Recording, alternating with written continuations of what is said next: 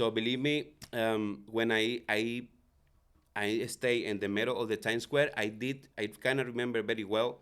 I remember how I start and how we are. So this is a message for everybody want to start in this profession. This profession kind of open the doors around the world. The only you need have a drive in the English. My English right now is so.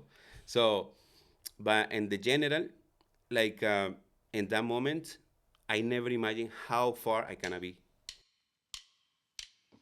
Welcome to PreBatch. Today we talk to Anthony Medina. Anthony is the bar manager at Doya, a highly awarded bar restaurant in Miami.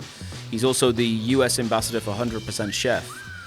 Today we talk about world-class tipping culture in the US, Miami and New York bar scenes, the right way to work with brands, high-end bar equipment like rotovaps and centrifuges, and many other topics. The drinks on the menu today are a Limoncello, a dry Martini, and a Basil Smash, all made with a piece of equipment called a squasher that we'll discuss in the podcast.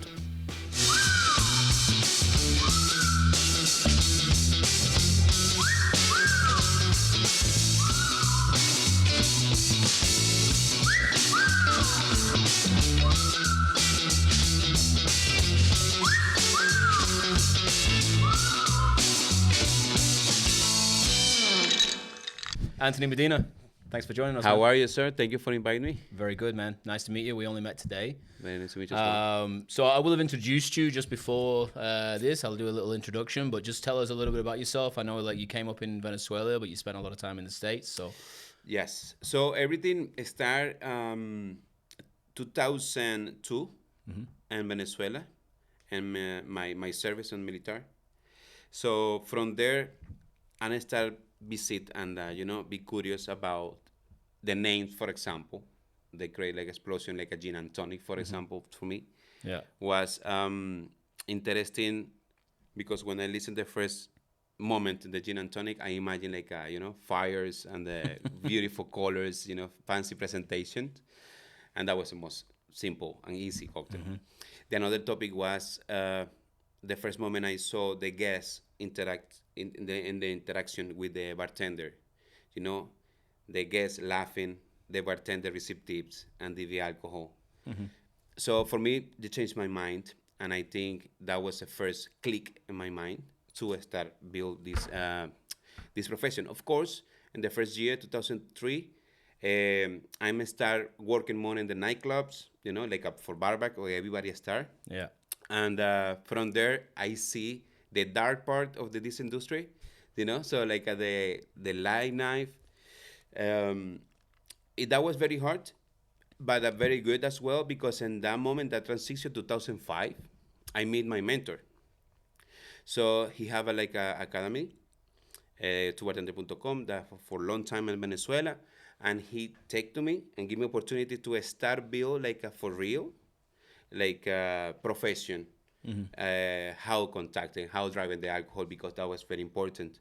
So in that moment, when I started the profession, never thought to me about the responsibility you have in your hands when you build like a cocktail. No, you build like alcohol. You have a lot impact in the person when you serve something. From there, I start all my profession with the good hands with my mentor, and after like 4 years, I started compete. He was my mentor as well, like a competitors, like a teacher, and like everything, like a brand ambassador, driving the. So what were you like working with him at with like an academy, like a in the bartender academy, school? exactly, like a bartender school to So what, bartender.com. were you like teaching courses with Exactly, him? yes. Yeah? Okay. We work and build a program for different brands, like for launch the cocktails with new brands on the market. Yeah. We build like a basic cocktails Yeah. programs, and also like admins. I Yeah, because remember back in what 2000, what was it? 2008, 7. Yeah, because back then it was a different world, right? Like brands needed to externalize the training because they didn't have ambassadors like they do today. Yeah, Like exactly. I remember like back when I was, like when I was running nightclubs in England in 2000, I don't know, 2003, 2004, something like Okay. that. like they would come to you like all they have is like a car full of like free shit that they can give you, Yeah. and that's it. Then they're like, Exactly. we got like these 3 drinks which are all like whatever, Not like always come in the Smirnoff bottle. and fucking ginger beer, and it's a Moscow Mule. You're like, cool, yeah, Yeah, yeah, yeah, so that's exactly. all they had. So yeah, then they needed to start ramping up Exactly. education And build the information with the right people. So Venezuela is very famous for the rum, right? So one of the local activities for the master distilleries was like giving the best information as possible to all the people blending like the rum, and for me it was amazing. So I learned a lot from there. I worked with the very famous company Diageo for a long time, like behind the bar, create cocktail event, etc., etc. And I participated. My first competition, like official, was like a 2009, the first edition of the World Class. That was changed absolutely professional and competitive, like a knowledge, my mind. What was a 2009 World Class? Because I mean, 2009 now is 15 years ago. Yeah. So like, what would you say it's like compared to like World Class today? It's completely different. Yeah. Of course, the essence is the same. Yeah. Like the challenge about your knowledge. Yeah. About your profession behind the bar, how you driving the information of the each brand, versus like right now it's too many challenges, etc., etc. But it's very complete. In that moment, we have 6 rounds, right? In total was 8, but one of them is a 3 because you need testing and smell like a couple of the fragrance and oils to figure out what is the characteristic. There was a blind tasting. Yeah, blind tasting in London. So now I think it's just a cocktail. You promote the shit out of that cocktail, and that's it. But it's very going. complex. Yeah, I mean, I don't know exactly what is the challenge now in the global world class, but in that moment for me, I never competed in that moment. So, but I received like a training for 2 months, very closer, because in Venezuela in that moment we don't receive all the portfolio. So, for example, Talisker, impossible. Zacapa rum, impossible. Yeah. So Venezuela was very younger in that moment in the industry. Past of the year, I mean, when I go to London, compete, etc., like I went back to Venezuela, I feel like I have too much information to start keeping going. It was like a shock of the adrenaline in my body to still working on in that way. Yeah. I think everything changed, So one of the spectacular things I very grateful is about that experience. Yeah. Because it changed my life of me personal, plus all the people around me, like the school, like the friends, the co-workers, because everybody, you share information. Yeah, that was and amazing. that's a tight, small community. Like Yes. at that time, it still is Absolutely. now, but it's even then it was like really Absolutely. small. So after that, I start compete again. I'm going to Ecuador. I'm going to Chile for 1.5 years, and I work with my mentor and my 2 mentors, Ricardo and Franklin. Say hi if you see this video, this podcast. And later, I go back to Venezuela and I compete in 2013 in Diplomático World Tournament. That was very cool competition because also was like the 4th edition, but the first edition global. So I won that competition, and from that I started traveling around the world. So 2015 I moved to New York with the Diplomático and working with them like 6 months and take a decision for a stay, and then New York because I loved it. Yeah, of course. That was amazing. I lived in New York for a while. That was amazing. I mean, nice. you know very well how you feel when you stay in the Times Square and you look around you, and you see the beautiful and huge screens. Yeah, well, you feel like you're at the center of the world. Exactly, and then you go somewhere else and you're like, this is not Sí. as connected as New York is. But I mean, we have the same feeling in London a little bit. It's slightly different, but I feel the same in London. So believe me, when I stay in the middle of the Times Square, I kind of remember very well. I remember how I start and how we are. So this is a message for everybody who want to start in this profession. This profession kind of open the doors around the world. The only you need have a drive in the English. My English right now is so. So, but in the general, like in that moment, I never imagined how far I can be with this profession. That was crazy. Yeah. And maybe you agree the same, because with if you know very well how driving the hospitality behind the bar and you cannot create like a good cocktails and you training all the time, believe me, you cannot work everywhere. Yeah, for sure. Yeah, I mean, It's very, very universal. I know. I'm sure it's fairly similar to you. I mean, it took me quite a few years, like, to actually get to a feeling of being connected to the global industry, because I was working nightclubs and we were doing cocktails, but like the start of my career was mostly nightclubs. But I was running nightclubs, so I was like, a fairly big responsibility, but you weren't super connected to the bar industry at that point. You weren't like necessarily watching World Class or whatever and like geeking out on cocktails. You were just like, okay, how many people can we get through the door tonight? That's what you were hyper focused on that. And then I traveled, like I think 22, I went to Australia, ran a few different bars there, and then started sort of we're actually connected to this world actually, and then started really ramping up the bartending side. And then I started working with EBS and running some other cocktail bars. Now I own a cocktail bar, and now I feel like super connected to the industry, and it's a very small world. But yeah, it's like this job has taken me to 8 countries or something. I don't know. I've lived in maybe 8 countries, something like that, and worked in many. And how many years? I mean, I don't know. Like yeah. I mean, I've been in hospitality. Like, it depends where you draw the line, but I've been in hospitality since I was 13 years old. Oh, wow. And I'm 40 now, so it's 27 years, something like that. But I left the UK when I was 22, so I've been on the road kind of for 18 years. So that was a long time. Spending a lot of time out of England. And how many countries Spain have like a space for you, so it's too many. Oh yeah, it's too many. I could go to any of it. There's loads. All the time, it's a new opportunity to grow in it. Yeah, there's loads. I mean, like, I've had some crazy sort of invites and gone to places for weird stuff. You go to Estonia for a consultation. Like, I think a couple of years ago I was supposed to go to Lagos Cocktail Week, and like just the visa process killed me. I was like, oh, this is horrible. I agreed to do it, and then they were like, okay, you need to go get the visa, but you need to go to London to go to the embassy to have a 3. And I was like, oh god, no, it's too much. It's too much. Sometimes it's too much. But yeah, so something I noticed recently, something you mentioned then, which like sparked a sort of a memory, because I hosted a cocktail competition recently for Liquor 43, and it's Liquor 43, Liquor 43 is like big in South America. So a lot of the competitors were from South America, but the competition is in English, right? So like a couple of things I noticed there, and I've done it many years, but like something I noticed specifically this year is like, you've got these people from South America at a disadvantage for 2 reasons. One, they're presenting in their second language, and quite often it's like really difficult for them to present.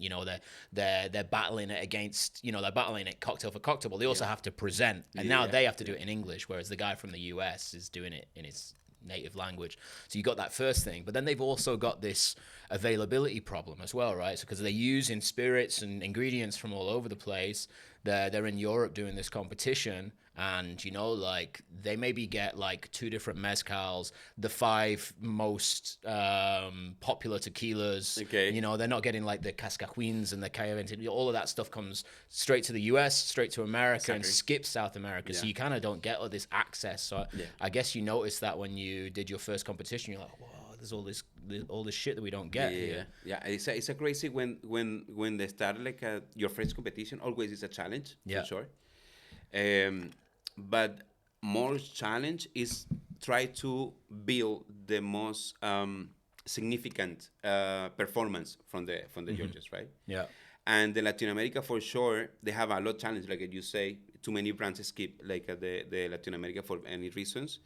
But the general vision also, Latin America or South America have rich diversity on the fruits, etc.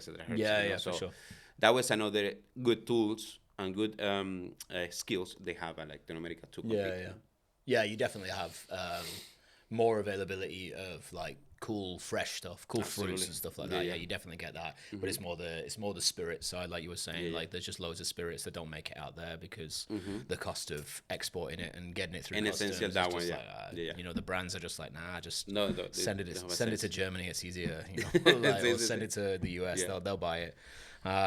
Yeah, that's crazy. So what's Venezuela like? Do you still go back to Venezuela a lot because you live in Miami now, right? I live in Miami now. Yeah.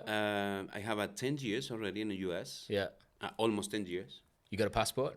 Yes, Green card? finally, yes. You got a passport? No, the Green card? No, the green card for Green now. card. Yeah, Okay, that's green fine. card. That's Thank enough. God. That'll do. Yeah, After a long time. Yeah, That was yeah, amazing. yeah. Yeah, but it's a long process. Yeah. But I never lose the focus like when Yeah. I'm looking, you know. So because my first shock when I read to America was New York was very competitive. In Yeah. that moment, they have like 9 years experience. Because you never stop to learn. And of course, jumping the Venezuela to New York was, you know, like, okay, right now I am in the grandes ligas, you know, the big league of the industry. So Nomad, PDT, Dead and Co. So all these huge brands and huge bars, when you go in there, it's completely different what you're drinking for the last 9 years versus the real and something international beverage, you know. Yeah. That for me blow my mind, okay? And I feel very, very little guy Yeah. because, okay, I need to start again. Yeah. The first point, that one. The second one, my challenge was the language, the English, and I start from zero for sure. That was very hard, but was very rich to me because they put me in the wall. Okay, Anthony, what you wanna do? So let's keep it pushing this wall because we need work, Of course. broken, and keep going. You know. So I think was the mentality and the focus. I remember I say to many people, you know what? And try to communicate to the people in English. But if you understand, you understand. If no, I'm sorry for it. You know, I think that mentality, like I try to put on me a lot. I spent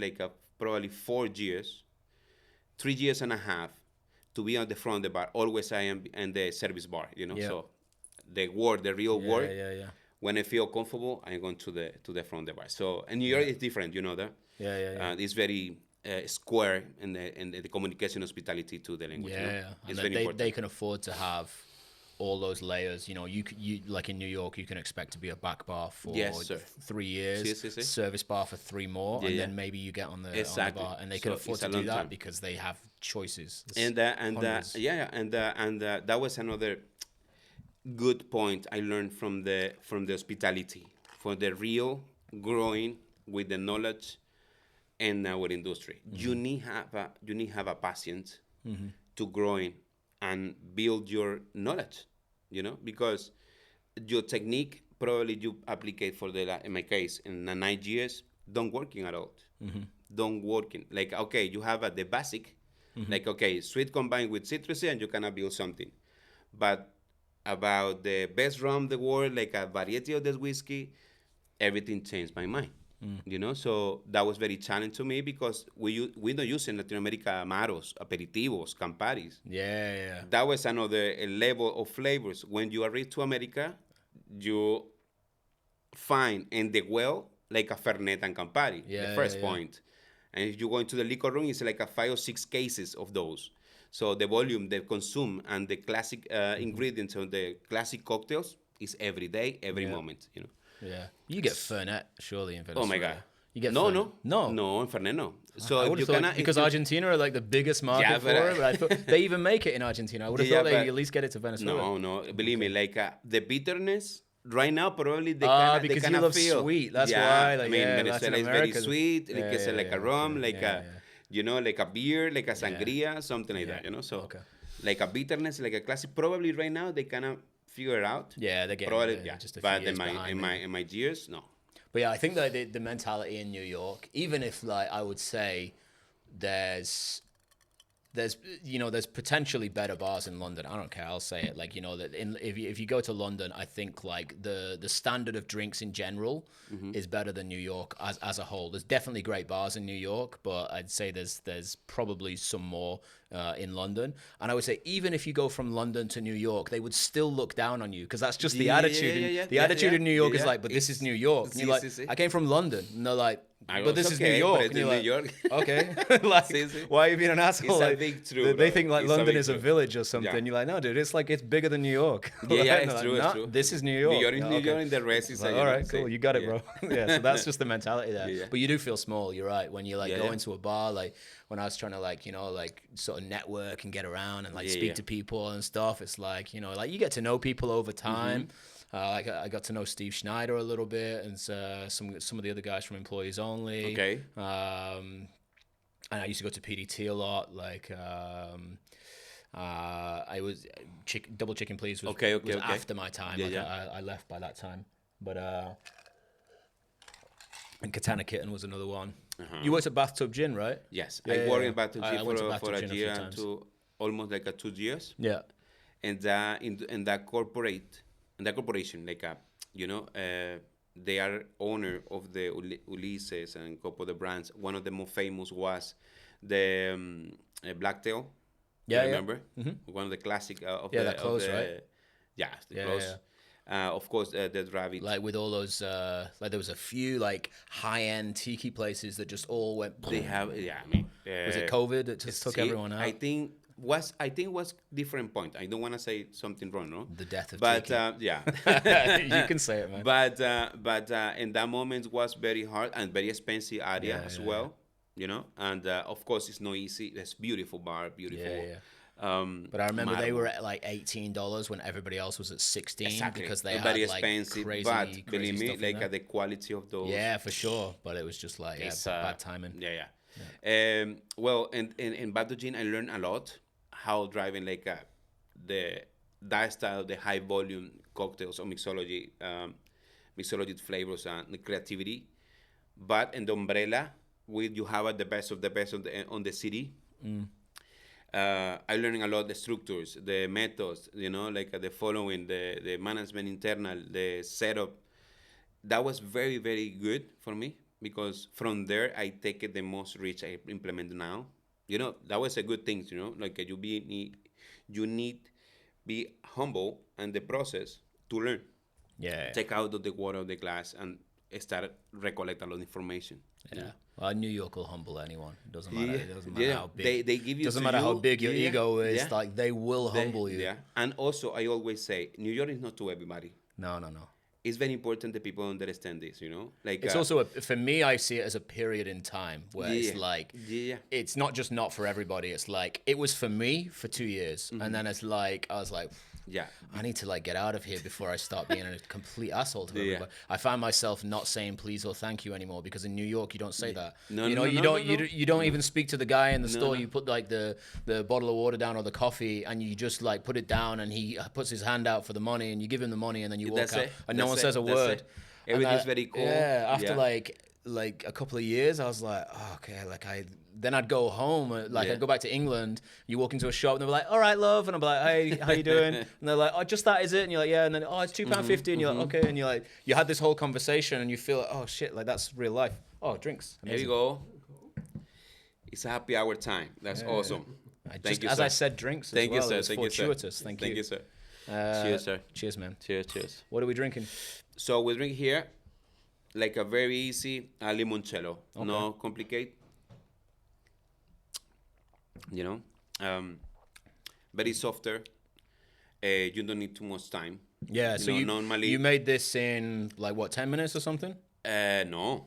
60 seconds. Okay. 60 seconons. 60 seconds. Yeah. Okay, no. That was a maximum of the machine. I can't make a daiquiri in 60 seconds, man. You know where you made a limoncello. No, but to maintain the olives, they maintain the okay.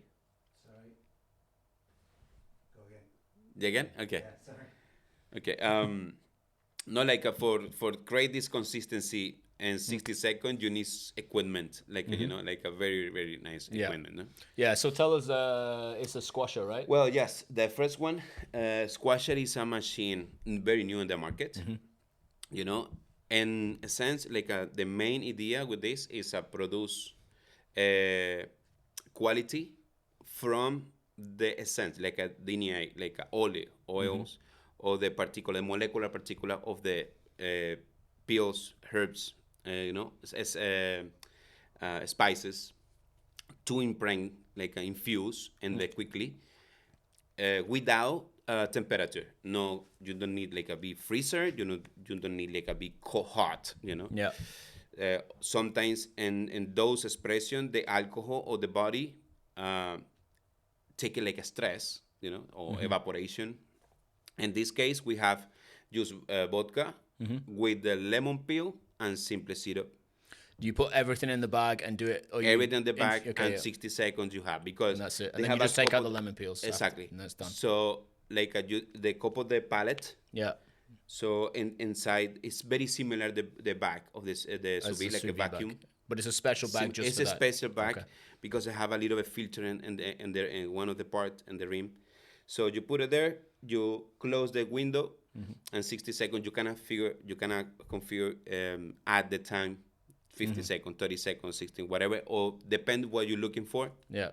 Here I need more flavor, so the oil pushing all the paletas. Yeah. It's a hitting like it's the a liquid. strong infusion for 60 seconds. So I'll just explain the machine for people who are listening and people who are watching as well. But we have a machine here on the back bar called a squasher. Basically, it's a box with two flat paddles in it that go backwards and forwards and basically slap the bag. They just slap you basically put like a sous vide style bag in there, close the door, close the lever, press the button, and it just goes Exactly. It's around like 150, 250 slam at the bar. Yeah. You know, someone's going to adapt it for some weird sex thing. I think. I'm sure it's they're going to figure out how to like take the door off. Exactly. So that was very it's a bag genius slapper. Equipment. I think it's going to be one of the most unique equipment behind the bar to create whatever you want. The limit is your creativity. I have to say, I saw it and I wanted to hate it because I was like, I feel like it's not going to do anything. And then they gave me I went to 100% Chef and they gave me like a little sample of something. And I was like, fuck, it's actually really good. Like I was not like, you would not expect that you could put lemon zests with sugar syrup and vodka in a bag and 60 seconds later have limoncello. That was crazy. It's insane. Like, and another one, I don't know if you feel it, you don't have the bitterness. You know, so you have only the oils, the viscosity of the oils. Yeah, you actually do get like, depending on how much pith you leave, because I've made limoncello a couple of times, and quite often you do have a lot of bitterness. Exactly. Yeah, and you have to just, and then you have to go back in with loads of sugar to cover it all up because you get that weird bitterness. But here is very, very easy, very quickly, you know. So I think my exposition or to describe this machine is not give it the honor, you know. So you need try. Because the result like the same. Okay, you start listening like the explanation like, okay, maybe sounds so easy, but I need it. But when you make it, so the result is unbelievable. So you're gonna see like, wow, so that's really, really. Yeah. The proof is in the pudding, as we say in English. Like, it's absolutely. Yeah, so it's impressive actually. Like, you know, because you wouldn't think. I don't even know like how you would invent a machine like that from a scientific. I mean, like. Because you really just wouldn't think. I can't think of any scientific like road to going. Okay, like if you take the bag and you slap it 1,000 times, that's gonna like bring out loads of flavor. You just be like, no, you just or make it like a sous vide, like a unique. You substitute. But there's no temperature, so no, it's not. That's the amazing that was thing. It's kinetic before. Energy only. That was mentioned before. Like you don't need like a sous vide for 45 minutes or whatever, you know, or temperature is 130 degrees, you know. So what else can you do apart from limoncello? What you say? What else? No, I mean, you can make it whatever you want. And instead, like the mojito, you can create like a delicious like a mint infusion of the rum. You can create like for example, the Basil Smash. You can anything where you want to avoid bitterness, basically. Anything with dark green. but it's got chlorophyll in it. You want to avoid the bitterness of mint exactly. and basil and thyme and You know, rosemary. when you make a mojito, normally you have a couple of the challenge. How many times you molar, right? How much you broke the lips. Here it's only like a couple of them, 30 seconds, 60 seconds, and you are stirring like you have a beautiful rum aromat with the mint. You know, you can create like a martini, like a infusing and mint, but without the bitterness. You know, very floral, very aromatic. Yeah. So I'd like to put a mojito through that for sure. Yeah. Because most mojitos don't taste like mint, if we're perfectly honest. Most places you go, they taste like rum and lime with crushed ice. Yeah, exactly. And you get like a slight bit of mint from the garnish, but like it's just not really there, you know. You need be very smart with this machine, because when you broke the mold and you are successful, this one you need another machine, because those style the flavors is very delicate, and you cannot drink like a shake in your fingers. So I have already the experience, you know. So when you start working with this the technology, and you put on the market, and the people start drinking, and it's successful, it's a hit.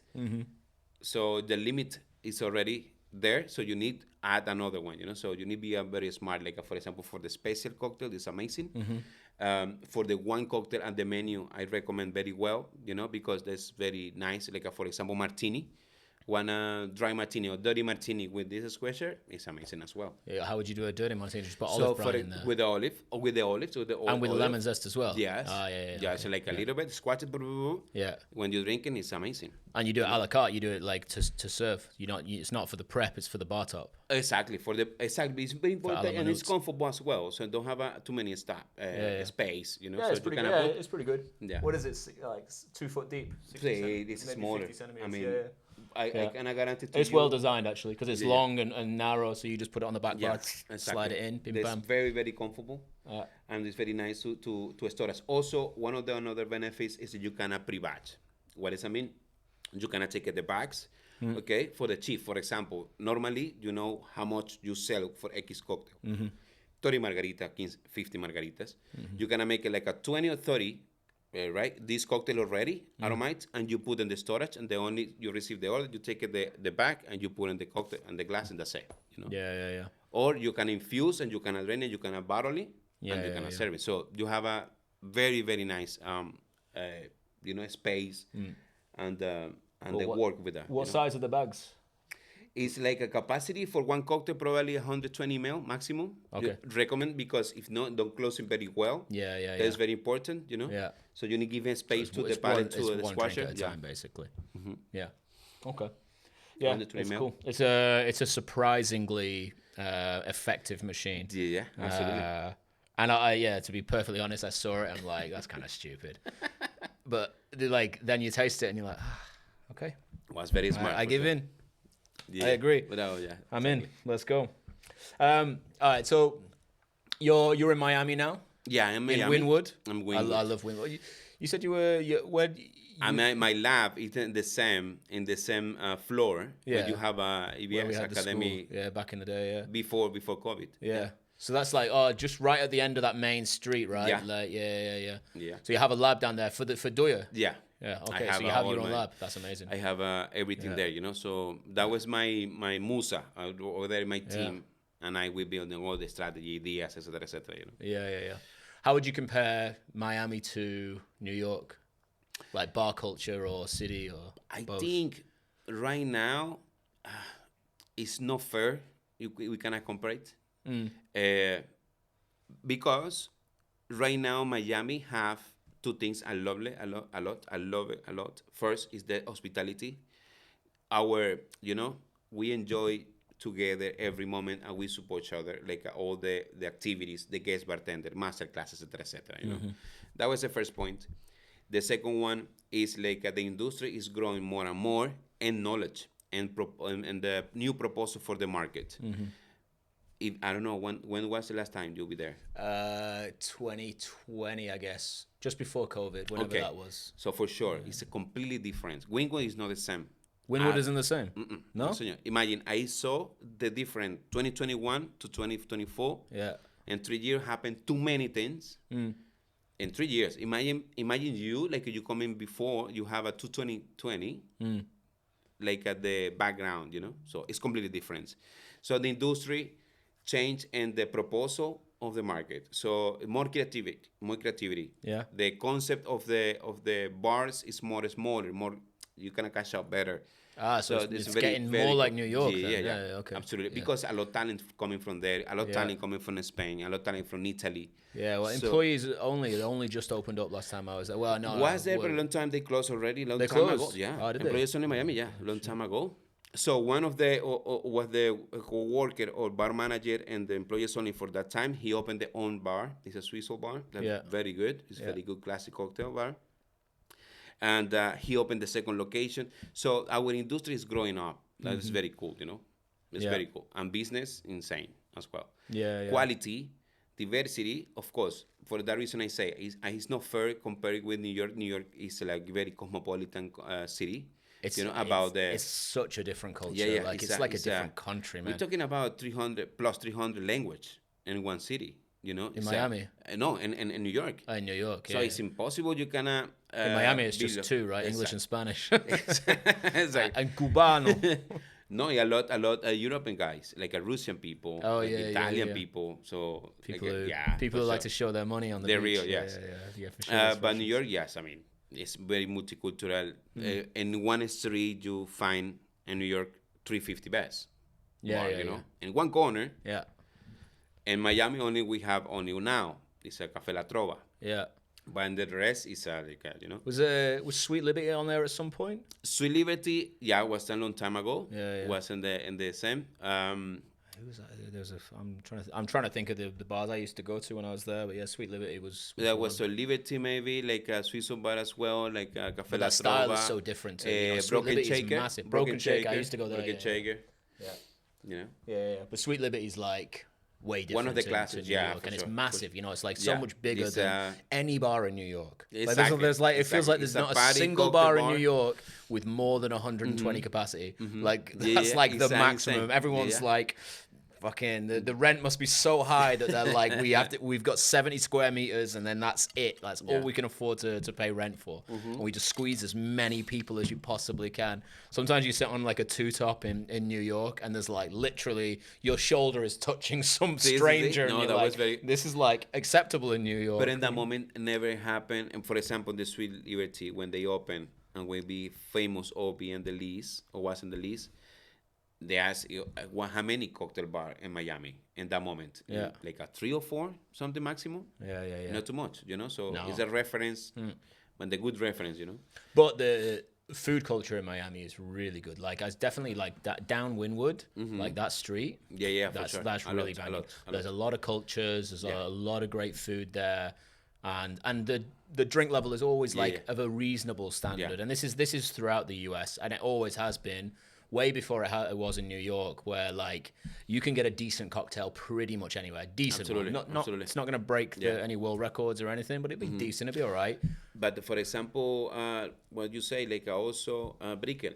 Brickell also is a good area with a beautiful proposal right now of the different bars. Yeah, restaurant bars. They're pushing a lot. That was good in my case. That's Miami to me. Yeah, everything's restaurant bars, right? Like, or like there's a lot of like food alcohol combos because people want to go out and have dinner and see Miami and look at the lights, maybe look at the ocean. A lot. That's what they want to do.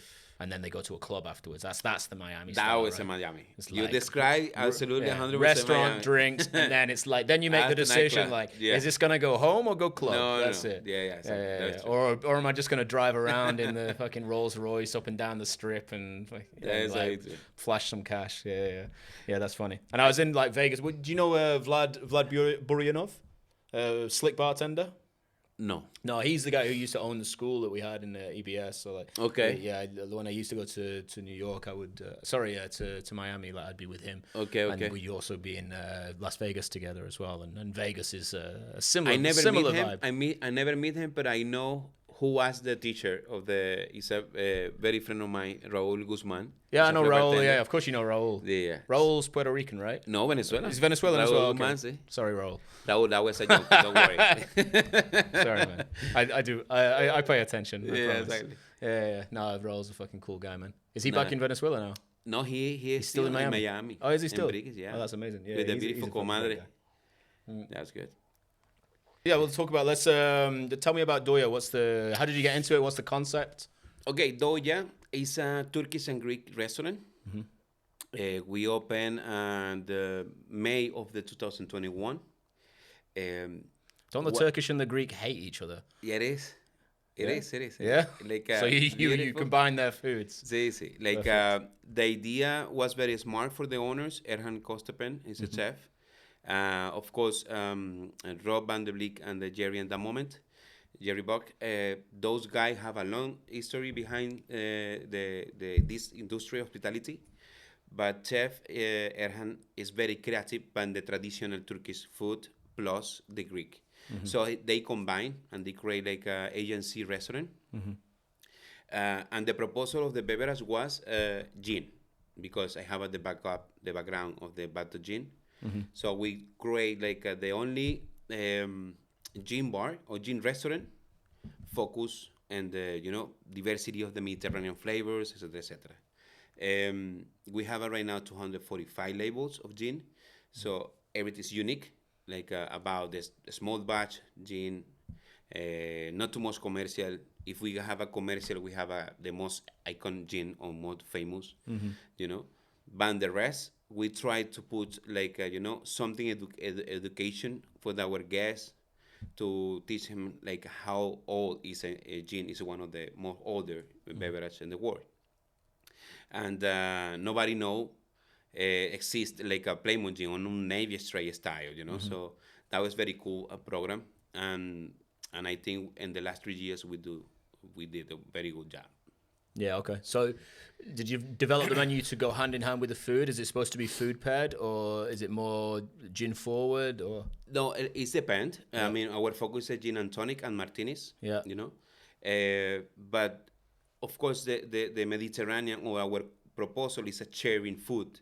So we want to create like a drinks pairing very well with the freshness and the health food, because they use a lot of veggies, use a lot of salad in a classic Mediterranean style. Yeah, well, I suppose actually I didn't think about it, but Greek food especially goes really well with gin drinks. Yeah, absolutely. You can pretty much put a Greek salad in a martini and pim pam. So for everybody wanna come this Tuesday, we have a guest chef and the dry martini.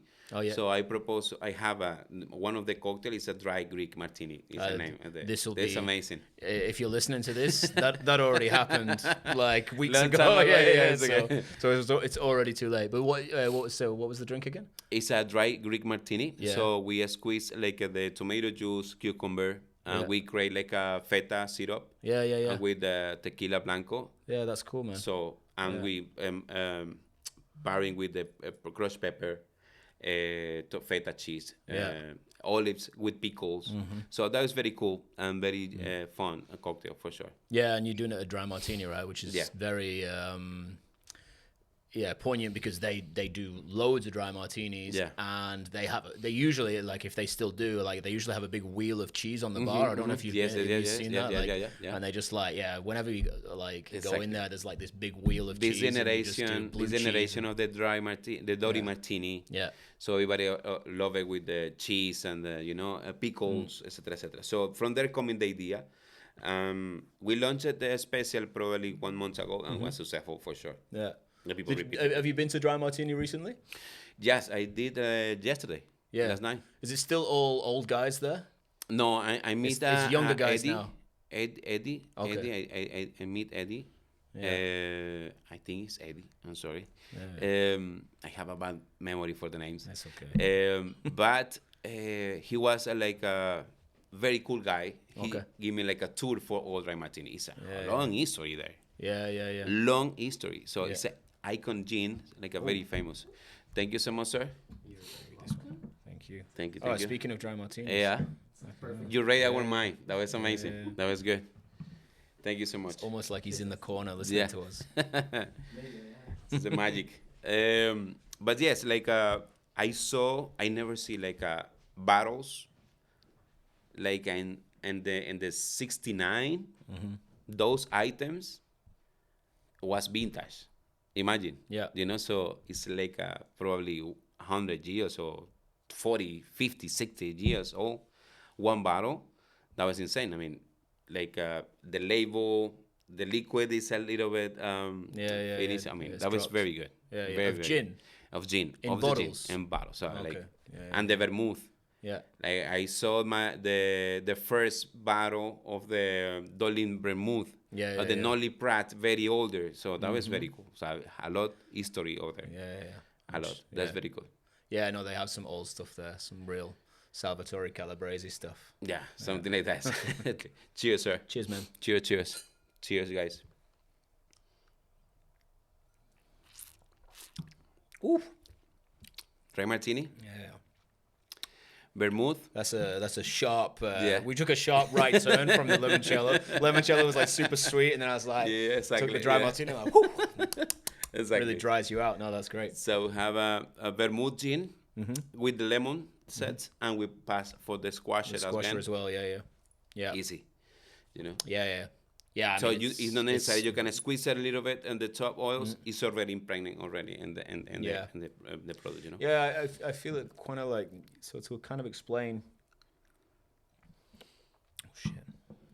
Fucking drunk, spilling on the table. Yeah, so I guess I get like a bit of a different. There we go. I love it, that one. It's a good chick. Oh, that's going to be continuation error. 1 second. Yeah, I get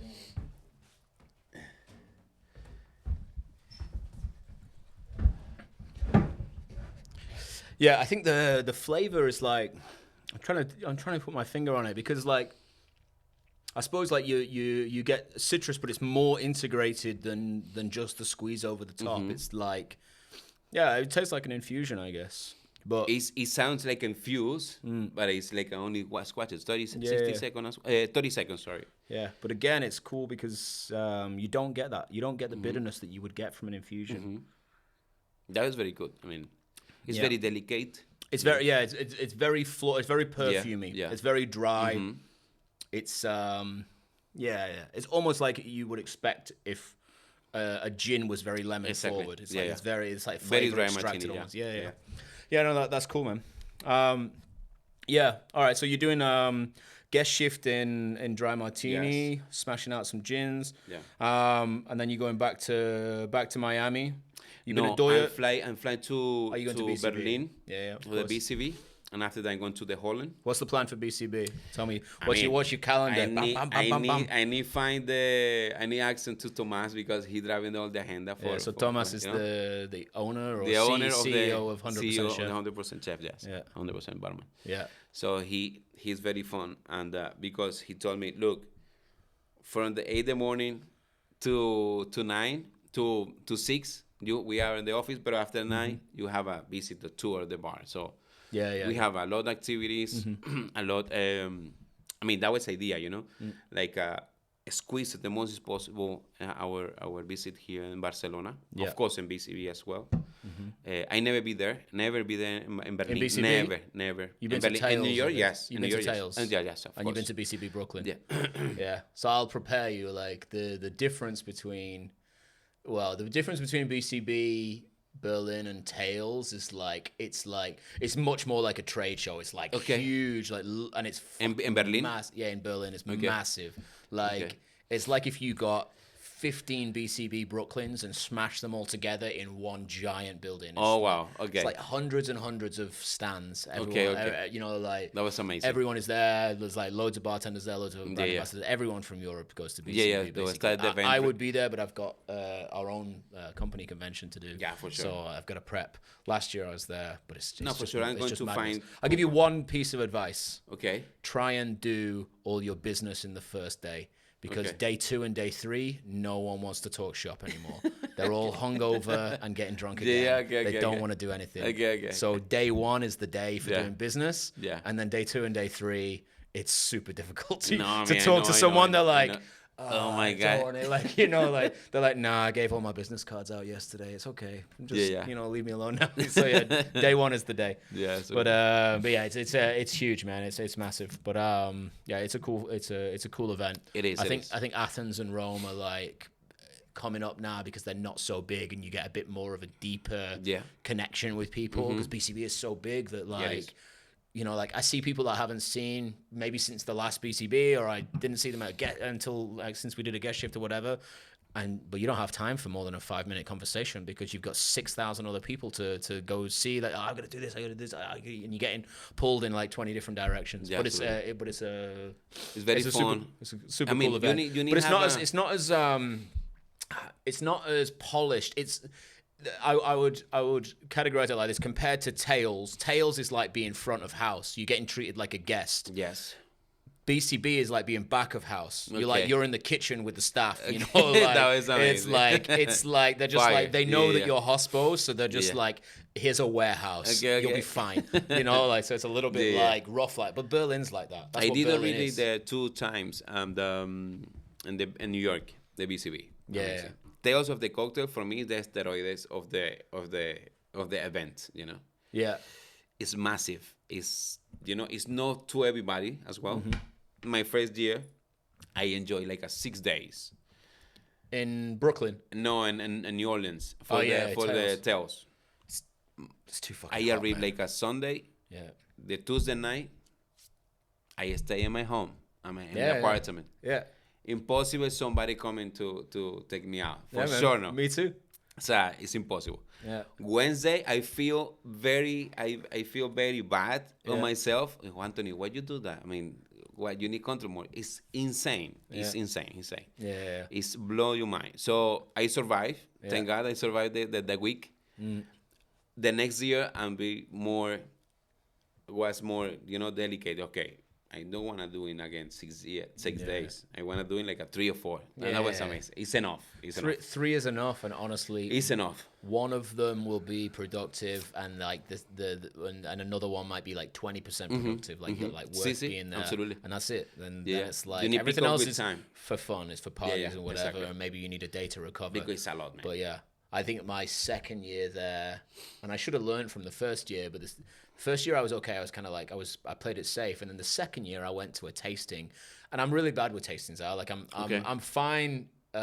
An industry event, I can pick up a drink, have one sip, cool, good drink, and I put it on a table and I walk away. But at a tasting, my problem is that I'm sat in a chair, and if you put a bunch of shit in front of me to taste, I can't not. It's like at this podcast, man. I do it every time we have a podcast. I down every drink. I'm like, okay. So like I'm the same, and I did a tasting at Tales. I remember it clearly.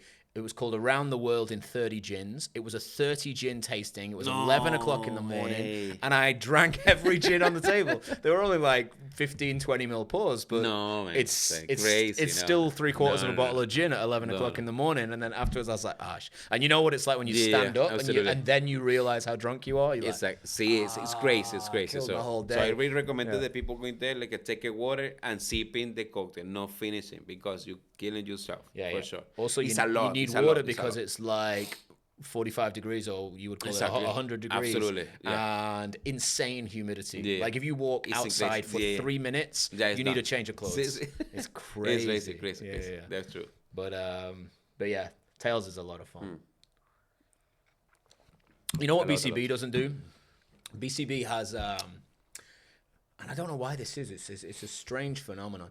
But BCB doesn't really like have much going on outside of the everything is indoor. Everything is in the venue. Everything is in the one venue. Yeah. They don't. There's not loads of bars, and you would think like loads of bars would just have pop-ups, and maybe they do.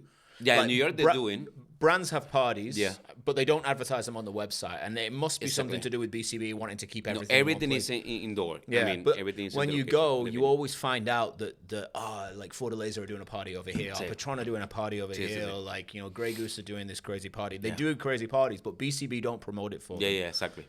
Yeah, it's a separate company. Yeah, it's a separate thing. So you have to kind of like go there. And exactly. Like you go to Jaeger and Tales, you're like, and Tales is completely different. Yeah, they promote everything. Yeah. It's the whole city comes alive. But it's the same with a lot. London Cocktail Week is the same. The whole city comes alive. Athens, Rome, they're always like that. But BCB is very much like, nope. With this building, if it happens outside here, you're on your own. Yeah. So true. it's and I think they should fix that. I think so. BCB, fix it. I want to get back to Miami, man. I want to go. I want to talk. I know. I wanted to ask you because I'm interested, and I've been talking to people about it recently, about the tipping culture, because things are changing here, right? Like, well, I say here, I think about the UK more often because my bar's there. So like, you know, we're in a period now in the UK where, but I guess the thing is that bartenders are bartenders, like, you know, so you might have like, you know, like we've got a very strong pub culture still in the UK. I mean, it's not as strong as it was, but we have this pub culture where it's okay to go pay someone minimum wage.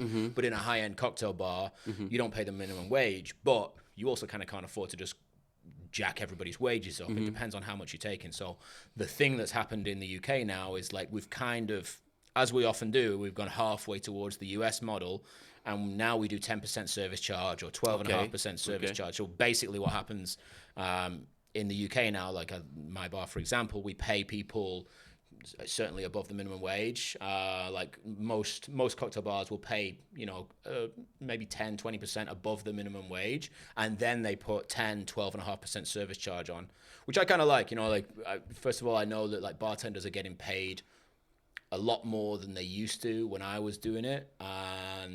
And it's good that there's, first of all, a difference between great bartenders and average bartenders, or people who are career bartenders and people who are just in it for the money or just in it for like the weekend shifts or whatever, you know. So there's definitely a separation there. And I also think that it's great that they take a share of revenue, you know, like it's like we have a busy night, you work hard, you get more money. Yeah. We have a shit night, you don't work that hard, you don't get as much money. That seems fair, right? You still got the safety of the salary, but in the US, it's like extreme, right? Especially in some states. Like I know, like I don't know if it's still the same, but I think there's some states in the US where if there's like a tippable way, there's like minimum wage, which is whatever, $15, but then there's tippable minimum wage. Like if you're in the service industry, you could be getting paid like $5 an hour, and then you get like, and then you just live on tips. So that was what happened right now in Florida. That's what happens in Florida. Yeah, for example, in Florida they have the most minimum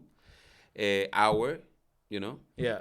I think this month, this October, is growing up. It's at $10, $10 by hour. Okay. You know. That's the minimum wage if you're legal. If you're in the service industry. If you're in the service industry. Okay. I won't ask you about Doya, but is that the standard? It's the standard. Yeah, okay. Now, of course, you're gonna find restaurants or bars or hotels they can pay you 13 or 14, depend, right? But it's very particular. Also, it's very interesting you ask me this because it's very delicate topic, you know, in our industry. But in general, if you ask in overall, everybody asks you how much you're going to pay me or how much you charge in the check. Is included the tips or is not included? Because in our case, we don't include the tips in the restaurant. We like when you put the bill, suggest, we suggest what is a person is 18, 20, 22, you know. So the 15 don't exist anymore. 12% don't exist anymore. And right now in the market, the most stronger is like 18, you know, 20, 22. And I think the industry in America, because it's in general, the industry about the tips put in the bad situation our hospitality, you know. And I'm very sorry because I say this, but it's the truth. So let's put the example. Yeah. I have this conversation like 4 days ago. I'm in Tampa with Salvatore. He's a college of us. Calabrese? No, Salvatore Di Turi. He's an Italian guy. They have a products very cool. It's a no alcohol, and we did a guest chief in Edition Hotel. Okay. And we're talking about because he recently going to the Japan, and he told me about the experience. It was completely amazing. He never expected that label, right? Because he say the people work in the industry work for love and for passion, no work for money. But when you come into US and you say those words, everybody started looking like, what happened with you? You know? So you are in America, like at the same example. Oh, you are in New York, so it's New York and other something. That happened a lot right now, and it's one of the most hard part for every manager try to put in the good way the hospitality. So I implement different strategy to be part of the good point, the most closer is possible. but it's very hard because you have years and years about the tips. So if you're going to, so you're coming to here to Spain, the tips is no normal here, you know. So the people don't. I did in the last 48 hours. Probably 3 times already, like a €2, €1, you know, because it's normal. It's my culture. It's from, The Europeans love you don't need Americans. it. That's why, Exactly. like in the service industry, it's like a common thing that like Americans kind of get better service, like not like just because like everybody knows they tip really well because it's drilled into their brain. Yeah. And even me, when I came back from New York, I was tipping 20% everywhere I went. I mean, like doing the same. And in the UK, if you tip 20% on like a £100 bill or something like that, like they're like, whoa, you give us a 20 quid tip. Like usually it's the coins, you know, like so if it's like 96, you give 4. And you just round it up to 100. It's like keep the change kind of shit, you know. It's just that's like so they look like a good thing. Americans look amazing in Europe. It's huge. I mean, now it's different in the UK because we do this service charge, which is nice because it means you don't need to do shit. You don't need to think. You don't need to add up. You don't need to, you just beep.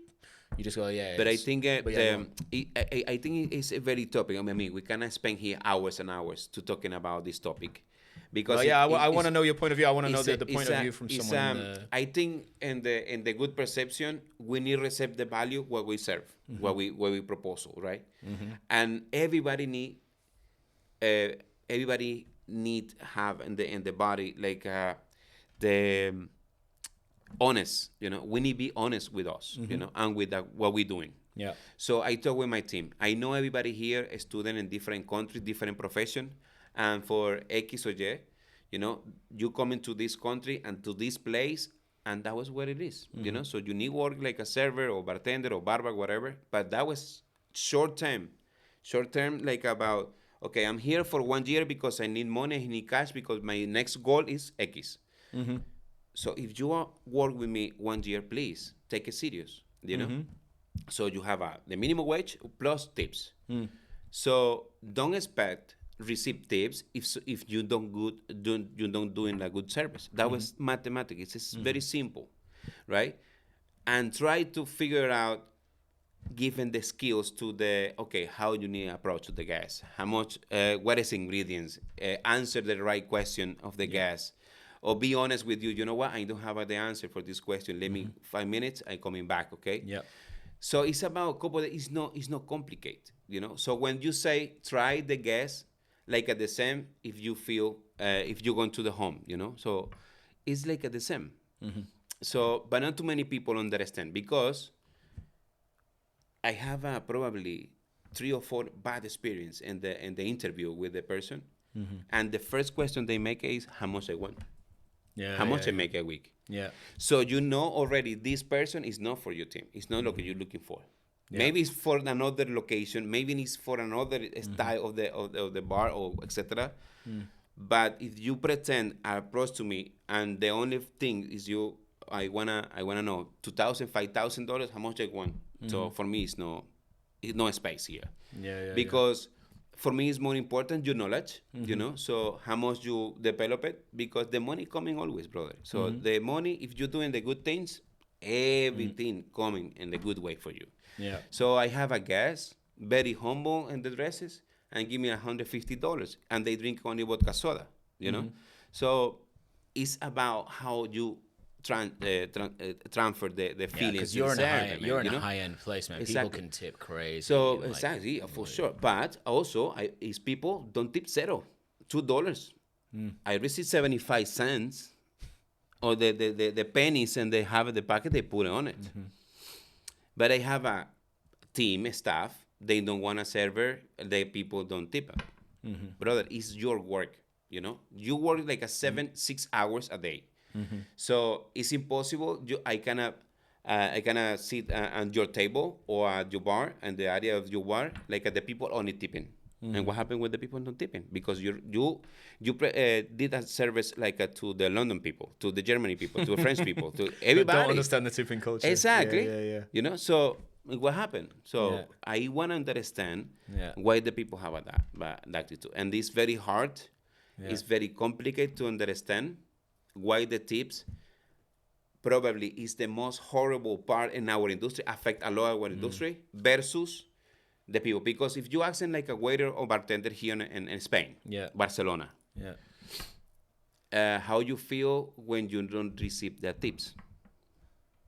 They don't feel any difference, very honest. You know, because they have like a whole packaging. But to be fair, like in Spain, they don't get paid good money though. Like, exactly. You get like that they won't be too worried. Like, a tip for them is like kind of what is how it sounds. A tip is a tip. It's like it's an extra thing that you get. It's not expected. But you don't expect that, you know. So no, it's coming amazing. You definitely get paid way better in the US as a bartender than you do in Spain. For sure. So. I mean, of course. Like, let me tell you this. I don't know how much one bartender here a month. It depends also like at the location, right? Like 1,500, 2,000, something like that. So $2,500. $2,000 a bartender in Miami can win like every 10 days. You know exactly. So 2,500 weekly. You know. Or depend. Yeah, but it's relative as well. You know, so it depends how well you work. Spend that you on know, a night exactly. out in Miami. Exactly. Like, of course, the cost of the life is more very higher as well. But if you're living alone or you're sharing like the apartment with another person, you can save a good money. You know, that was another way.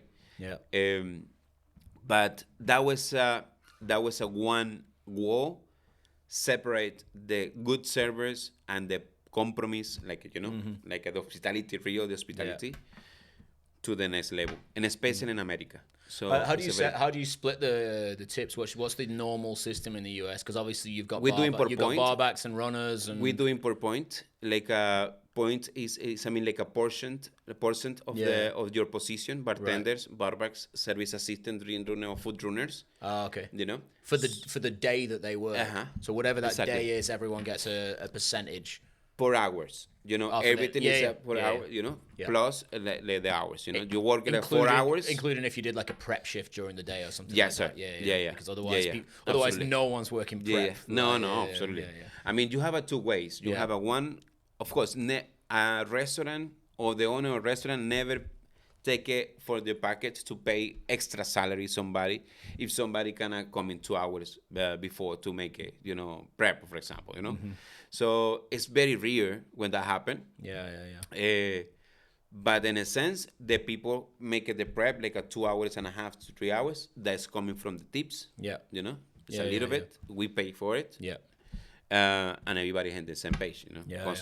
And I guess that makes like Saturdays more popular than Mondays. Absolutely. Even though, because that's actually like the opposite. Exactly. If you don't have the tipping culture, that reverses. No one wants to work Saturdays. Everyone wants to work Mondays. If you just got a minimum wage. So I think it's, I don't know. It depends. So I kind of have. Would you get rid of it? Like, would you like if you could say, okay, like tipping culture is gone. Like, let's say you could choose to have the European system over the American system and just put it in America. My God. I think it's like a storm. And the hospitality. If that happened in US, it's a storm. It would never work, of course. It's a storm. But if you could, would you do it? Look, oh my God. Like that the whole it's country. a good question. It's a good question, bro. Like, because, for example, right now we are so excited because, for example, one of the candidates of the president of the US, Donald Trump, he say, so he going to remove the taxes from the tax tips. On tips. I remember. You know, I saw that he said that, and I was like, smart. You know, he's so smart because he knows like literally every person in the service industry couldn't give a shit about any of the politics, and if you want to flip all of them, they're just like, we won't tax tips. Here we go. Perfect. I vote for you. Done. Yeah, of course. It's like so he could have said, I killed 3 guys yesterday, and I'm not going to tax tips. And you're like, cool, I vote for you. I didn't even hear the first thing that you said. So imagine that scenario. So that happened. You know, so. I think it's very hard. I know a couple of the people, the foundation, like the organization, is moving to the government to be more real, like our signature profession. Like, you know, they want to put more serious the bartender and waiters, the hospitality, because the hospitality in Florida is making a lot of money. You know, it's one of the huge pieces of the cake for the economy, you know, in general. So I think everybody have included. Everybody have a voice there, you know. So, but I think it's it's a good question to put at the table to what happened if Yeah. US remove the tips. But you are, or I mean, what. I know like you've got like the National Restaurant Association there, which is a huge lobby in America that just like they keep that minimum because of course it's great for the restaurant industry that they don't have to pay as higher salaries. Of course, they have to give away some of their revenue because those tips mean that they can't charge as high a price or whatever, but they're not paying tax on that. So like it's bypassing the tax system, which is the same now in the UK with the service charge. I don't pay VAT on the service charge; it goes straight to the staff, which is good. You know, it means I don't pay VAT, which means they get to keep all of it. Because if I had to take it and then give it to them, it's 20% less. In US, you need to report the taxes of the tips. Yeah, but the people do, but the business doesn't have to pay tax on it. The people have to pay tax on it. So it's still better for the business. But yeah, do you know where that comes from? You know why the US has such a different tipping culture than the rest of the world? So it comes from basically the emancipation of slavery. So when all the slaves left slavery and they were emancipated, not straight away, but soon after, like a lot of states figured out like, okay, we have to pay people, but we don't actually have to pay them a wage. So the emancipated slaves, they said, okay, well, we're gonna start giving them we're gonna start making the customers pay the slaves directly. You know, I shouldn't call them slaves. They were emancipated. You know, like so they were paying these ex-slaves like directly. That was kind of like the first step after emancipation. So it kind of led from there, and it stayed. Then they introduced. So at first, actually, it was you didn't have to pay any wage. It was like you could have people working for tips, and then they introduced the minimum wage like 100 years later. You know, so it took a long time, and it's kind of like, you know, it's built off that thing, you know, like that US, you know, sort of historical fact. Couple the place right now maintain the same political. What, like zero? You work for tips only? Yes, but that's illegal, surely. But no, but it's like a huge money. Huge money they make it, you know. I don't want to say the name because they don't have a problem with somebody, but it's okay. But it's too many people coming on. But I mean, they left of the place in the low season because everything is done. But right now, those start the place is like insane, like a bad. You cannot make it like a $700, $800 a day at tips, cash. You know, so like who don't work like that? You know? Yeah, well, that's the thing. Yeah. It's actually, but like, in the long it can term, sound really dodgy until you hear the numbers. Exactly. You'd be like, you know, I could say to you like, yeah, I just I work for tips. They don't pay me a salary, and you'd be like, that's crazy. You can't do that. And you're like, I make $800 a day. That happened in very you can definitely do that. They happen in famous places. That was very delicate point, but you can tell me off there. Exactly. Let's turn off the cams and tell you. Perfect, man. Well, anyway, I just thought it was interesting to talk about tips because it's very UK is its own thing now. You know, like Europe is still. I don't see service charge in Europe, but UK has like completely switched, and I don't know what made it happen. Actually, I'm interested to know. But like now, literally every high-end cocktail bar has a service charge. It's standard. It's like you pay whatever 12, 13, 14, 15 pounds a drink. Then you pay 10%, 12.5% on top. That goes directly. In most places, in my bar, it goes directly to the staff. I know some places don't do that. Some places are like, it's 10%, but we keep 5%. You know what? Maybe in that point as well, is our guests, the people right now consume like the service and the bar and restaurant. They know already when and how going to pay you like a tips, because I have too many cases. The people, why you including the tips? If your service was sucks, or was horrible, why you don't give me the freedom to give you what I want? You know. So that create another style or another way to discuss. For that reason, that topic is very, very complexity. The tips, because it's coming from different things. You know, so coming for your service, for your concept, for your attention, for your knowledge. It's coming for different ways, you know. It's not only one way straight. No, it's coming because right now the guests, they want to receive like a good server, and he decide if I pay you or no the tips. Beside that, it's another location, like you say, okay, this is a check, this is 20 already included. You can say whatever you want, and you need pay that, you know? So it's very extreme, the line, no? For that reason, in our case, we decide, like, remove the included tips. Yeah. We doing suggestion, Yeah. but we have a couple of the rules. For example, parties plus 6 people, we include the tips. Yeah. Okay. If 15 or 12 people, we include the tips.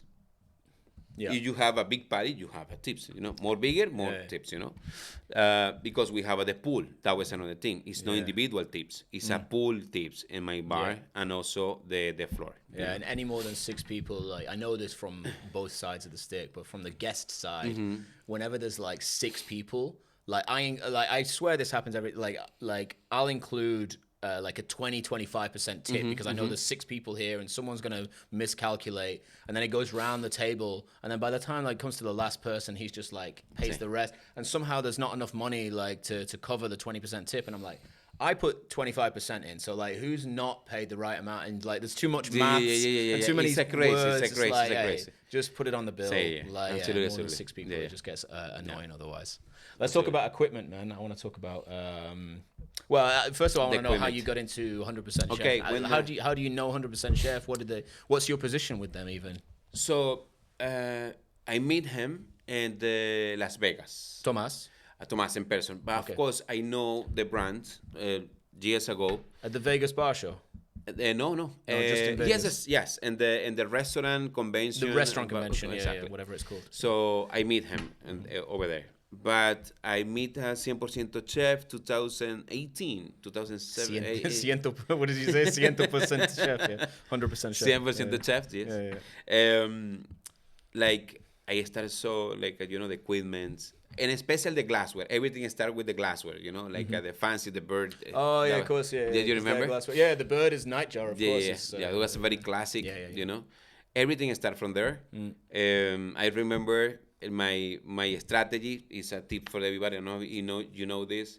Negotiate with the brands. Okay, X brand, wanna be part of the menu. Okay, so I saw a couple of the glasses, couple of the beautiful concept to my program. Okay, how much is $600? Okay, perfect. I come for the brand. Look, I have these glasses. It's $600. X amount of the glasses.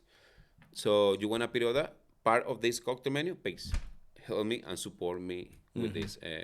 With these classes. Yeah. This easy. That was the first step. Yeah. Of course, it's a backup. You need show them like you are very responsibility guys and other things, But in a sense, everything started from there. I start build bring glasses very fancy. I remember when they start launching the new machines. I saw the Girovap blow my mind. Was I saw the big scenario. Exactly. I feel the glory with that. I remember the most hard equipment in my life and tried to the owner buy was that Girovap, because I tried to convince probably 4 months, please buy this because I told them, I told them, I read in Spanish and in English all the instructions, to be part of the knowledge. Yeah. When I received the machine, was incredible. Yeah. So the result is insane. You cannot doing whatever you want. And also, was bestseller. 2 cocktails I make it with the machine was a bestseller. So I changed the cocktail menu. I showed them the numbers, the sale, the cost, everything. I need another machine. He don't ask me absolutely nothing. Go ahead, buy them. So you have 2 Girovaps now. I have 2 Girovaps now. So because I drive a high volume, I have an average a 500, 600 person a day. Yeah. So I need cover. I have 2 cocktails only with that technique. Yeah. And but it's insane, So that's very good. So in Las Vegas, I meet the Tomas. Very closer. We start talking. So in that moment, he recently launched the Slimmer. That was a beautiful machine. It's like a what is the it's like an iron, But it's I know. It's like it's almost like a flat panini press. with super high pressure and heat that can make you like a really Whatever thin, you like a want. leather or a skin. Incredible. Or something. It's like a skin, Yeah. clear, crunchy, whatever It's a texture. little bit more gastronomical, but super applicable for garnishes. No, for sure. It's amazing, you know. Wow. Like after that, I meet too many products that I see the sealer of the cans. Yeah. So I started building the relationship with Tomas. Also, he told me the Alinea, the freezer for the ice, clear ice, the square, the first. Yeah. That's very cool. Yeah. So from there, we start talking. So we meet him, we invite him to the BCB, New York, and we go into the BCB and start walking around. So I mean, was too many good activities between us, and he proposed to me like the position in US to be like a part of the team, like the US ambassador from the 100% chef bar or 100% barman in US. So I take it, you know. So I'm very passionate about this industry. This equipment is amazing. Yeah. The result I recommend 100%. It's very, very interesting everything, you know. So after that, I received the training. For the reason I'm here, because I'm going to the installation. I start working like 30 hours in this week. Yeah. Invest in time to practice laboratory, you know, create new things, etc., etc. You know, it's a good moment to the industry with this company. It's incredible. Yeah. The result is amazing. What's it like with the Girovap in the US? I mean, I know, like, isn't there like a legal problem with the Girovap? Like, you're not technically allowed to. I mean, distill. it's not illegal. It's not illegal because, a ver, it's illegal if you distillate from something fermented. Like so if you try to make a vodka from barley from zero, you have a problem. Okay. But if you redistillate from X product is already in the market, right, and ready to go to selling, it's no problem because it's authorization. It's already been. Exactly. You can't make something out of nothing. Exactly, you're not making nothing. You look, it's add flavor. You add maybe extra. You know, more. You're just separating things. Exactly. That's all you're doing. That was, and you can assume that there was a safe level of methanol in there to begin with, so it shouldn't really matter. I mean, because I've heard this argument. Like I heard, I was talking to. Chris Levitt is not just a bartender on Instagram. I was chatting to him about it, and he was telling me like, they don't let you do it in the US because you can make really high strength alcohol, and I'm like, but you can buy Everclear. Exactly, in you cannot like, buy exactly. They don't give a shit. You know, like it's like 90%. What is it you cannot make it behind the bar is something like bottles with the sediments or something real inside the bottle, you know. So you need to be very clear with that. So if you receive like infection and you have a particular or something, fruits or something like that, you have a problem because it's contamination, you know, of the bottles, you know. But it's very real. The law in the US is very real in a couple of the cases. Don't have a sense of something things. I think it's around the world. It the same happen. The same. But it depends. Miami isn't the US anyway. Miami is fucking Cuba, man. Exactly. Like Miami's a different place. Latin now. It's not like Cuba now. It's all Venezuelan, Colombian people. But if you go to Little Cuba in Miami, you're like this. This is not absolutely. America. You dancing salsa when you come in, when you're out. Exactly. That's the same. Yeah, I've never felt so white as when I go to Little Cuba. I'm like, oh god, I'm like, I'm so English, man. You know, I go there and I'm like, I need to loosen up a little bit, you know. That's true. But yes, like the machine is no problem. I mean, I can guarantee to you how going to change your program to better. It's huge. To better, you know. So I cannot give you my sample, like a Doya, for example. Yeah, what do you make out of it? It's like that was a before and after when I meet this company, and I start implement those tools, you know. So I cannot say our mentality, how change, our gas, how change, you know, was insane as well. Because, for example, you're testing right now a Basil Smash, you know. Easy, you know. It's a very classic cocktail, but with different technique. You know, so when you feel the performance, how is possible you cannot testing like this? You know, so but it's very delicate. It's elevate the performance. Yeah. So the people right now start giving more value when you make it better things. You know, so I feel in that way. So I remember I launched my first cocktail was like a espresso martini with gin infused and Turkish coffee, right? So we infuse and we add flavor the Turkish coffee our gin, and this is our espresso martini with gin. Normally it's vodka, or rum, classic, but you can substitute whatever you want. So it's the complexity of the flavor is insane. After that, I create like a low ABV Negroni. So I have a guest going to the restaurant and they eat and they drink it like a 4 or 5 in one night. Low ABV Negroni. But the flavor is amazing. So with the same alcohol I extract for the Negroni, I create like a Limoncello. So that this So for that, do you like? I'm just guessing what you do there. You do use the Girovap to remove the alcohol from the gin, and then for the Negroni you use the botanicals, which are now low alcohol for the Negroni, and then you use the high strength alcohol that you've taken away for the Limoncello, which is now. So imagine this, like the cost you split in two. Yeah. And the benefits you multiple for two. With one product. Of course, to replicate the quantity is very hard, it's very cost, but then the low production for the people, for the guests or for the owner have 80 people or rotation of 120 people at the day, it's a profitable. It's a profit, because for example, the one Negroni to saca 2 cocktails, you make it 2 cocktails, the low ABV plus the alcohol to make another alcohol, so you have a double profit. So we have our own gin as well, gin zero ABV.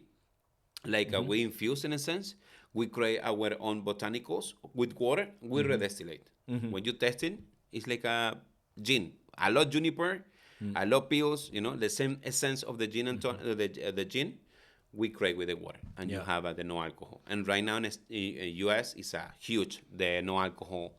What kind of volume do you get out of one cycle? Of the no alcohol, I cannot tell you like for the white Negroni, low ABV, we have like a 3 liters, 4 liters a week. Yeah. No alcohol gin, we have like probably 6 liters a week. And can you get 3 liters off the Girovap in one go? No, in one go, no. You have a 1 liter and a half. 1 liter and a but half. Okay. Right now they have like a big container, the double 5 liters. Yeah. So you can distill it because it's a low capacity. Okay. So you can make it like a 3 liters in one shot. Yeah. Okay. So you that's make very 3 good. liters in like what, 2-3 hours or something like that? No, in 45 minutes, depends really? what you're looking Okay. for. Yeah. Depends on what you're looking for. If you're looking like a depends stronger, on the pressure and the temperature. Exactly, the temperature, Yeah. everything. That was depend everything for you. But the maximum, Yeah. in 1 hour and a half, you have a result ready to go. And the good way, Yeah. So my profit is going up. My feedback for the guests going up. The famous of your program going up. Why? Because you start create something crazy. Yeah. Added value. Yeah. I did like a espresso. And it's not common in the US, right? Like It's not. Girovap's are not common. It's Rotobabe. The Rotovape, Rotobabe is very famous. But what is the difference? Rotobabe is taking a lot of space. Yeah, it's like Too many pieces, So you need the volume, you need the serpentine, you need too many things. Versus this one is like maximum like a 6 pieces in total. Yeah. And you can remove it, clean it. And a Rotovap, which typically people buy from China. Yeah. Like very expensive, very difficult to clean. You can't put them in the dishwasher. You have to clean them by hand after each batch. Very difficult to get new parts for, like one by one. Hard to operate, very manual. Yeah, very. Girovap is like it's got You like have a it's got screen, like a microwave you touch configure screen. it. Yeah, exactly. That's it. Done. Yeah. That's it. So it's very, very, very smart product and change everything. So you can create whatever you want. Yeah. You wanna remove. You wanna create like a martini, like a Chardonnay dry martini. You can create. Yeah. Chardonnay dry martini. You wanna create like for example, I did pastrami margarita. The people say, pastrami, are you infused? No, it's not like the semi-infused you did like for the fat wash or something like that. No, or like the classic and famous like a bacon infused and tequila. No, it's different, completely different. You take the pastrami, you infuse with the tequila or with the alcohol, neutral alcohol.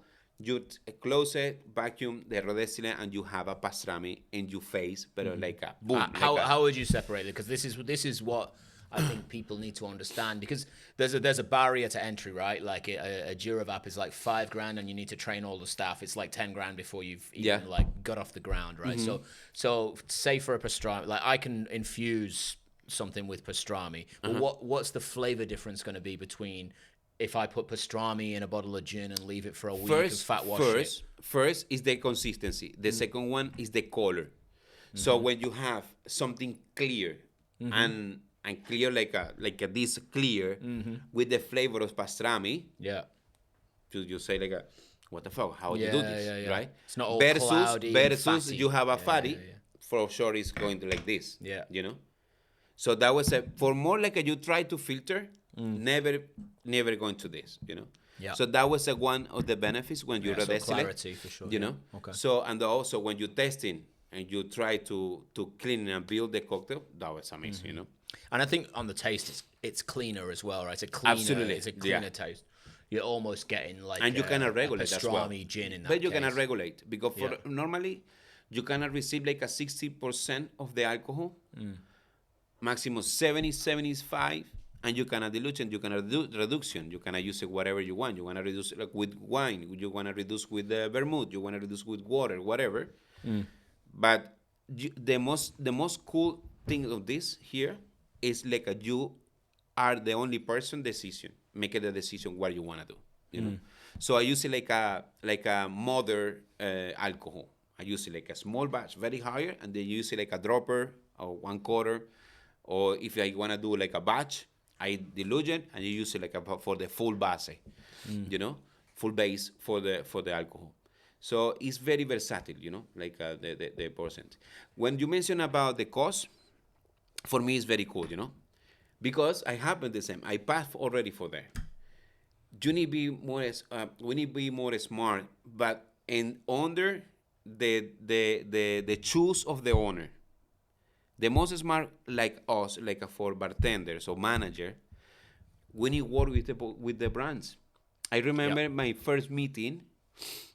That was 2021. I want to build. I know already this for social media. So there's a couple of the courses online, and I wanted that machine, $8,000 with shipping. Wow, $8,000. Okay. $8,000. Let's make a strategy to make this real. So what I did, I sit with the huge brand. I don't want to mention the brands, but the huge brands, couple of them, they say no because they don't believe in this. I told them I want to clarify. I want to create like a clarify completely espresso martini. I want you tested espresso martini. It's espresso martini completely without color. They start laughing in my face. Okay. No, it's impossible. It's impossible. You cannot request to me like $8,000. What's important for me? The most smaller companies, like the smaller, like 3 years older on the market, Antony, I got you. Oh, really? Hey, I you got got a small company give you the money. I got you. Yes, sir. Yeah. I feel so proud of the entrepreneur companies, most like a huge companies. Yeah, because that's a big Milk deal brands, for them. you know? Like they really believe it. You know, like when those companies is going like this, they don't care. I mean, they want to earn their money, right? But after 1 year, those huge companies coming back to me to say, "Hey, I want to make a deal with you." It's that's impossible. why you have 2 Girovaps now. For that reason, so right now it's impossible. I cannot forget these people. Believe on me, from zero. You know. So, of course, to make this happen, I recommend to my college of the older bartenders start doing like a laboratory serious level. Is build yourself at the market. You know, you need to be serious. You know, like a real bartender, focus on what you want to do. You need to be smart because if you open your own bar, you want to support, you need money. Best, honestly, the best friend to build and be successful with this style of equipment is the brands. Yeah, for Wait sure. with the brands. Yeah. Working with the house, with a huge company, Brown Foreman, William Grants, whatever. Antony, look, I need like a $50,000 or 10,000 euros to build like my lab. From there, I want to put everything. How many cocktails you want on the cocktail to give me like $1,000? Yeah, 70%, 60%, do it. Yeah. For how long time? 1 year. Okay, deal. So it's too many ways to be successful, but you need and be creative and never stop to invest in yourself. You know. So yeah, for sure. I have a 42 years old, and I feel, believe me, from zero. When I land in Barcelona, I pray to God, please give me all the information. Give me all the information, because when I go to Miami, I want to share this with the industry. Yeah. So that was the only way to be more, growing more, you know? Yeah. Learn and sharing. Learn and sharing. That was for sure. That was the only way to be part of this. With the brands, because also the small brands, they need help. Oh, Anthony, how I can build this? How I can create this? Yeah. How you recommend to drinking this? I need, you know, growing. That was people I want to help because they help me as well. I create like a laboratory. I create like a couple of ingredients, experiment. I give it to you. Everybody's happy. But that was the way. That was my. Yeah, but there's my tip. so I think it's interesting the brand thing, right? Because first of all, I like my position on it is like you can go too far with the brand. Like there's bars that I know that I won't name that would not survive without brands. Yeah. Like they do so much stuff. That like I can see like, wow, that costs money, like, you know, like how are they doing that? And it's like if you take the brands away, they become half of what they are online or like on socials or whatever, you know. Like there's definitely a few in the 50 best, like I'm certainly not naming anyone, and fair play to them, man, they do what they do. But their bar as its own business, like people come in the door and pay for drinks, that business doesn't work actually for them. They need brands to be buying stuff, giving them kickbacks, giving them discounts, flying their bartenders places, you know, all of this stuff needs to happen. And I'll be honest, like my bar, we take money from brands, like not money, but like they've bought us stuff. They supported us, and they should, you know, like we buy their product, and you know, like we're not complete whores. Like we don't even have a back bar, so we don't promote their brands. Like we don't have any brands on the menu. We don't have a back bar. We have just fridges and freezers behind us because we need so much freezers. So all they get is they get their product in the menu, and that's it. They don't get named. They don't get anything. They maybe get something on social media, like, but that's it. But they buy us stuff. You know, they bought us camera equipment. They bought us Girovap. And they support us, and we really like working with them, and we really like working with the individual people. But I wonder, and then there's other bars you go in, and like you would have been into some bars, and you'll go and you look at the back bar as a bartender, you're like Diageo, and you go, oh, these guys are Pernod Ricard, you know, because you see all of the Diageo bottles, or you see all of the Pernod Ricard bottles, and you're like, oh well, these guys. I guess my point is like. We can work with any brand we want. We will never change a drink for a particular brand. The brands that we work with are amazing. The liquid is amazing. So absolutely. It's just happy, like they're supporting us because we use their brand, but it's never the other way around. It's they're never pushing like Fireball on us because we have to put Fireball in a drink, you know. So like, but there's bars out there that have to. They have to toe the line because they're so deep now. They're so deep. You know? Absolutely. So I think there's definitely a limit. It's a business. Yeah. You make a business. You know, with the brand you make a business. It's a good partnership and long term. You know. So the another thing I always recommend to the people, like also for the bartender and owners, or oh Anthony, how I cannot drive in this one because it's expensive. You know, I don't have too much money to invest on it. I told them like you know, you need to be like smart in the negotiation, you know, and put like a profitable way, you know. So you need to be more smart, and how much publicity you can push in the brand in the end of the day. So the second one, don't accept like the POS, like you know, like coasters or something like a mat or something like those money. It's cost for you, for the brands. I don't want you give me those styles. I want you give me this glassware or machine because it's more benefits. It's more benefits for you. And because if you are, for example, you are representing a gin from London, right? So I am gin bar. we need make a deal because for sure your interest is be part of the menu and the most visible part of my bar. Yeah. Right. And of course, present and the people know about your product. Okay. But what is my necessity right now? I understand your necessity, but we cannot be partnership. Yeah, if you have 50 gins on your back bar, like Exactly. So, but what's my piece? What do exactly I get? because I have a 245, but I have only one brand. I sell like 4 cases a week, but I have a 245 in the back. I have only one brand. I have 4 cases a week. I sell 6-pack. So it depends how you can drive it, how much benefit in long term you can have. But I never say that brand is at the house gin. My house gin is a 245. Yeah. So that was a respect for you that the deal, if I compromise with you like for 1 month, 1 week, a special cocktail menu, 3 cocktail menu, 3 cocktails special for 1 week. I did. I do it. That was my focus. That was what I can do. Yeah.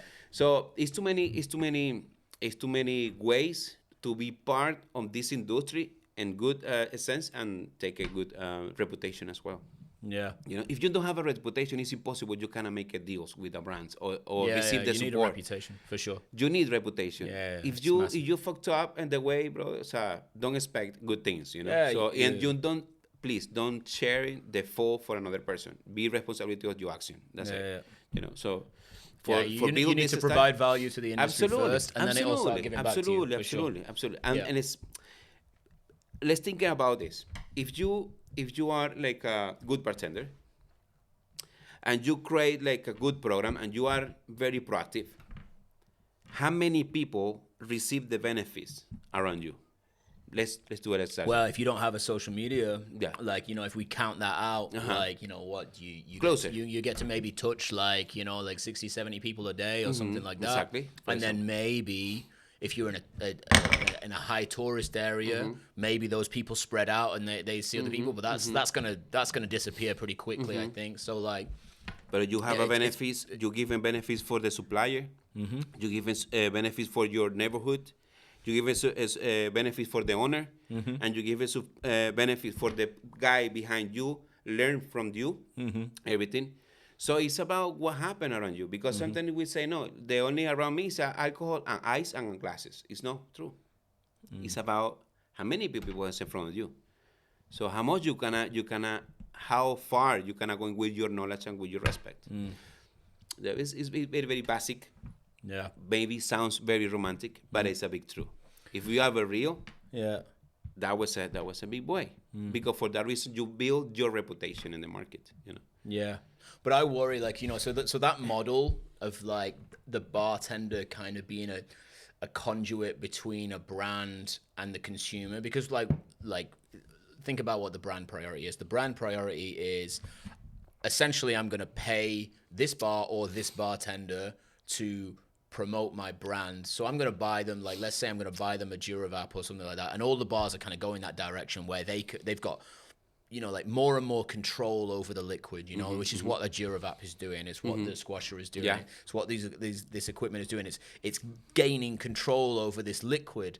And actually, like, there's a little bit of a conflict there, because a brand, let's say an Amaro brand or something, they're coming in and they want you to promote their product or something. And okay, you might use Amaro Montenegro in a drink, and it's a great drink. And 10 years ago, that Montenegro would have just been like, okay, yeah, I'm using like whiskey, lemon juice, Montenegro, there's some orgeat, boom, boom, boom, shake it up, boom. And you can go, I can serve that drink. Someone can say, that drink's amazing, I'm going to go make it at home. Boom. Exactly. Job done, consumer done. When you start taking that Montenegro and putting it through a Girovap, separating the alcohol, not mentioning it on the menu because actually it's not representative of the flavor that the guest is getting. We're just using flavor descriptors now, like mostly because we've got so complicated that people don't know how to read a menu anymore. So it has to be just like name of drink, 3 flavor descriptors, sweet, long, rum, whatever.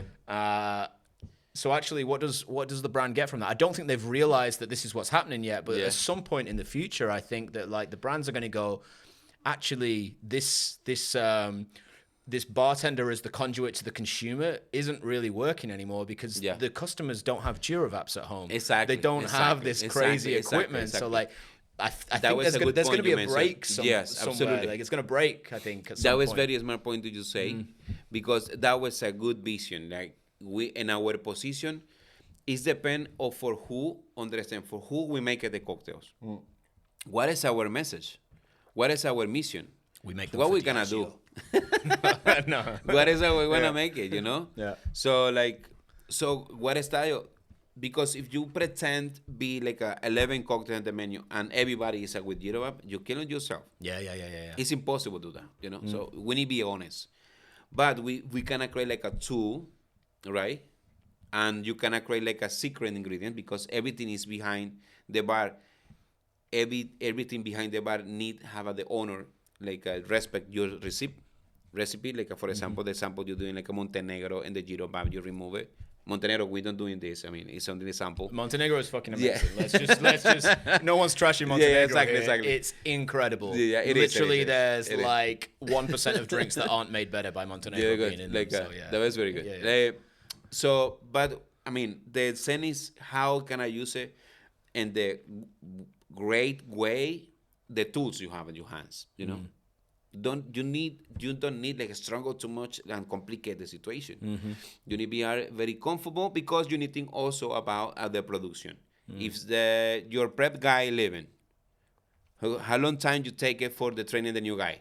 So also it's too many ways, you know. So you wanna the guests cannot replicate the same. How you can explain them? So it's one of my challenge when I opened this program with the Girovap technique in the menu.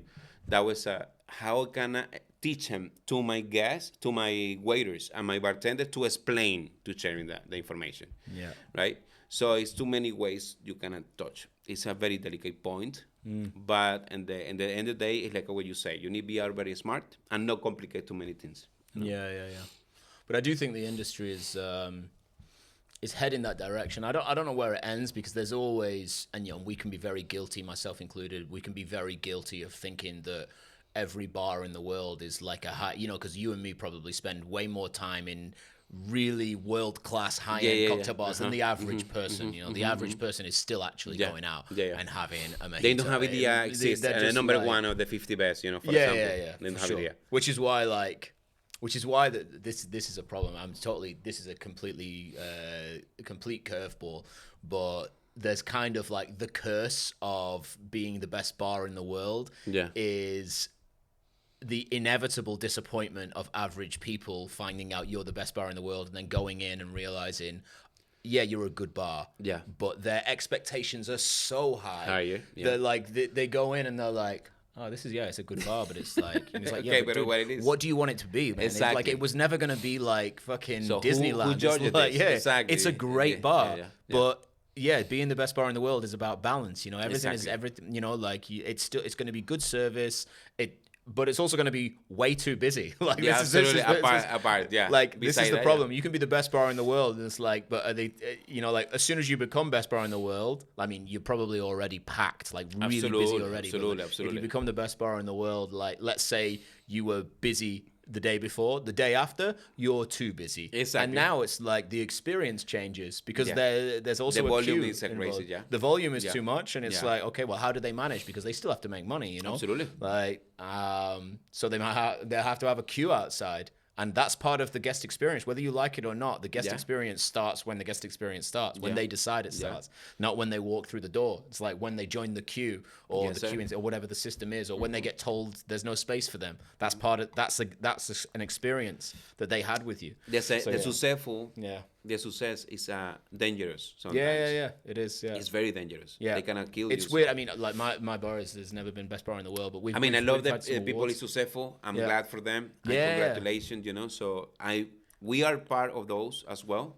Oh, but they're amazing. My point Yeah. is not that they're not good. No, my point is that they're incredible, but they have to manage a really difficult level of expectation Absolutely. from people who know much less than they do about their market and the demographic changes. We even saw it. Like we got into the UK top 50 a few times, and we always get this weird bump. Like it's like as soon as they get announced, it drops into all the regular newspapers. We're in bartender magazines every now and again, and all the other bartenders and the people who love cocktails, they know about it, they come and they get it. But then it drops into like the Daily Mail and the Telegraph, the regular newspapers with sure. like, you know, like the Karens and whatever, you know, like the regular people, they read this and they're like, oh, the speaking coach just got like number 8 in the UK. Oh, I might go out. I really like a mojito, like, you know, and then they come and they try our mojito and you're like, it's and they have it and they're like, no, but it's not like the one I had in Magaluf last week. And you're like, it's a clarified Girovap fucking mojito. The mint's been infused, like, you know, we use xylitol, and they're like, okay, it's not like a mojito though, is it? You're like, no, it's not. It's not like, absolutely that no, was no, the point, no. you know. So yeah, you get this weird expectation. Point I memorize right now is about that was a tip for the old industry, you know. Like we never try, please, don't try to be part of this style of the technique. With the old respect, I'd say, don't try to be part of this new generation of the technology if you don't manage very well the classic. So that was another big mistake that happened in the US, you know. So the people want to have like a machine like a $12,000, $8,000 when they don't have a bill like a Negroni, you know. Yeah, they're trying to skip over the basics. So please don't do that, because honestly, the market, the overall view is a more classic consume versus the new generation, you know. So it's more easy, and it's more rotations about the classics one, you know, Martini, Dory Martini, Espresso Martini, Pornstar Martini, Gin and Tonic, versus like your signature. Because for your signature, you need to start building the reputation. You need to start giving it a try. So focus first, if you have a 5 years, you have a 3 years in the industry, try to put this, right, in the good way, with the stronger bases. Yeah. At least I know 60 recipes of the classics, you know? Yeah, for sure. So from there, you start out working, and you need to be part of the, you know, start swimming in this crazy and amazing creativity world. But from there, that was one of my tips I want to leave here, because... Yeah, it's strange. The thing I've been thinking a lot about classics recently, and I kind of worried about them for a bit, because it's a discussion we've had in the bar, because we recently got rid of our back bar, right? So and we changed our menu, and everything is batched now. Everything, not everything, but nearly everything is batched, and the freezers and fridges are just full of the batches, so that we can get the drinks from the menu out as fast as possible. And that is generally what we do anyway. You know, we've always done 96% menu cocktails. Exactly. And then it's a little bit of beer, a little bit of wine, and occasionally a classic. You know, like. But the amount of space that we require to be able to service those classics is not it's not balanced with the amount that we get. So now we've had to start saying no to certain classics. You know, like most classics, even though all my bartenders can do them, we had to say no to them. So now I'm thinking like, okay, like I know there's other bars that have gone down this road. Shapes would be one in London, for example. They can't do classics. And, I say can't. They won't do classics. You know, like because they can't, because they physically don't have the space, they don't have the organization. Everything's batched, boom, serve, and that's how their operation manages. So I wonder in 10, 15 years time, the bartenders who come through there, because it doesn't take long for you to chew through bartenders, will the bartenders, you know, like, will the bartenders who are able to rotovap and do lacto fermentation and carbonate their own drinks, will they be able to make a Negroni? Will they be able to make a daiquiri? Exactly. Like, will they even be able to shake drinks? You know, like, absolutely. Because I mean, even stirring drinks, like if your bar is full of pre-batch drinks that are all sat in a freezer, pre-diluted,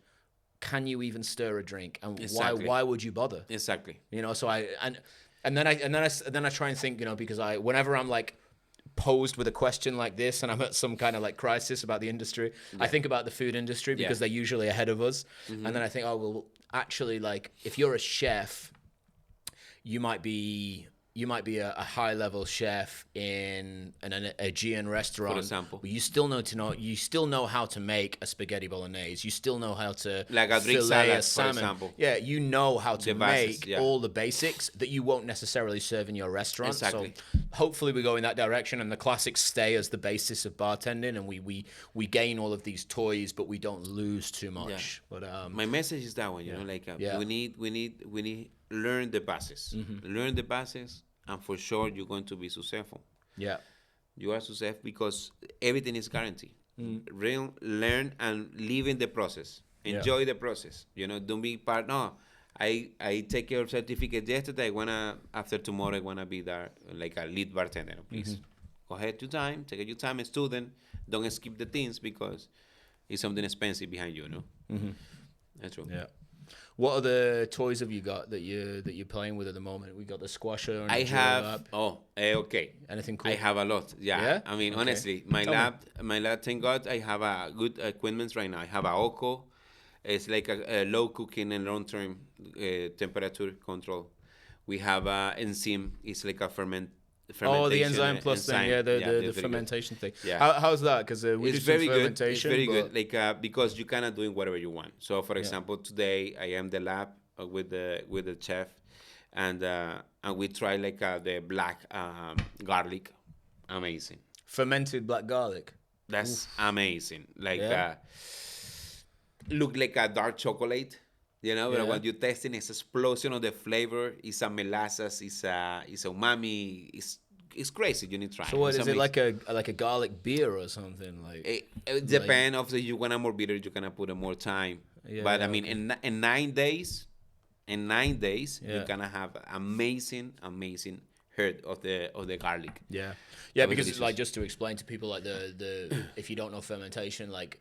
We used to do a banana skin beer in my bar, but like, and England is fairly simple weather to deal with. Like exactly. It's either pretty cold or slightly warm. It's not like Miami where it can get to like crazy. But this machine controls temperature.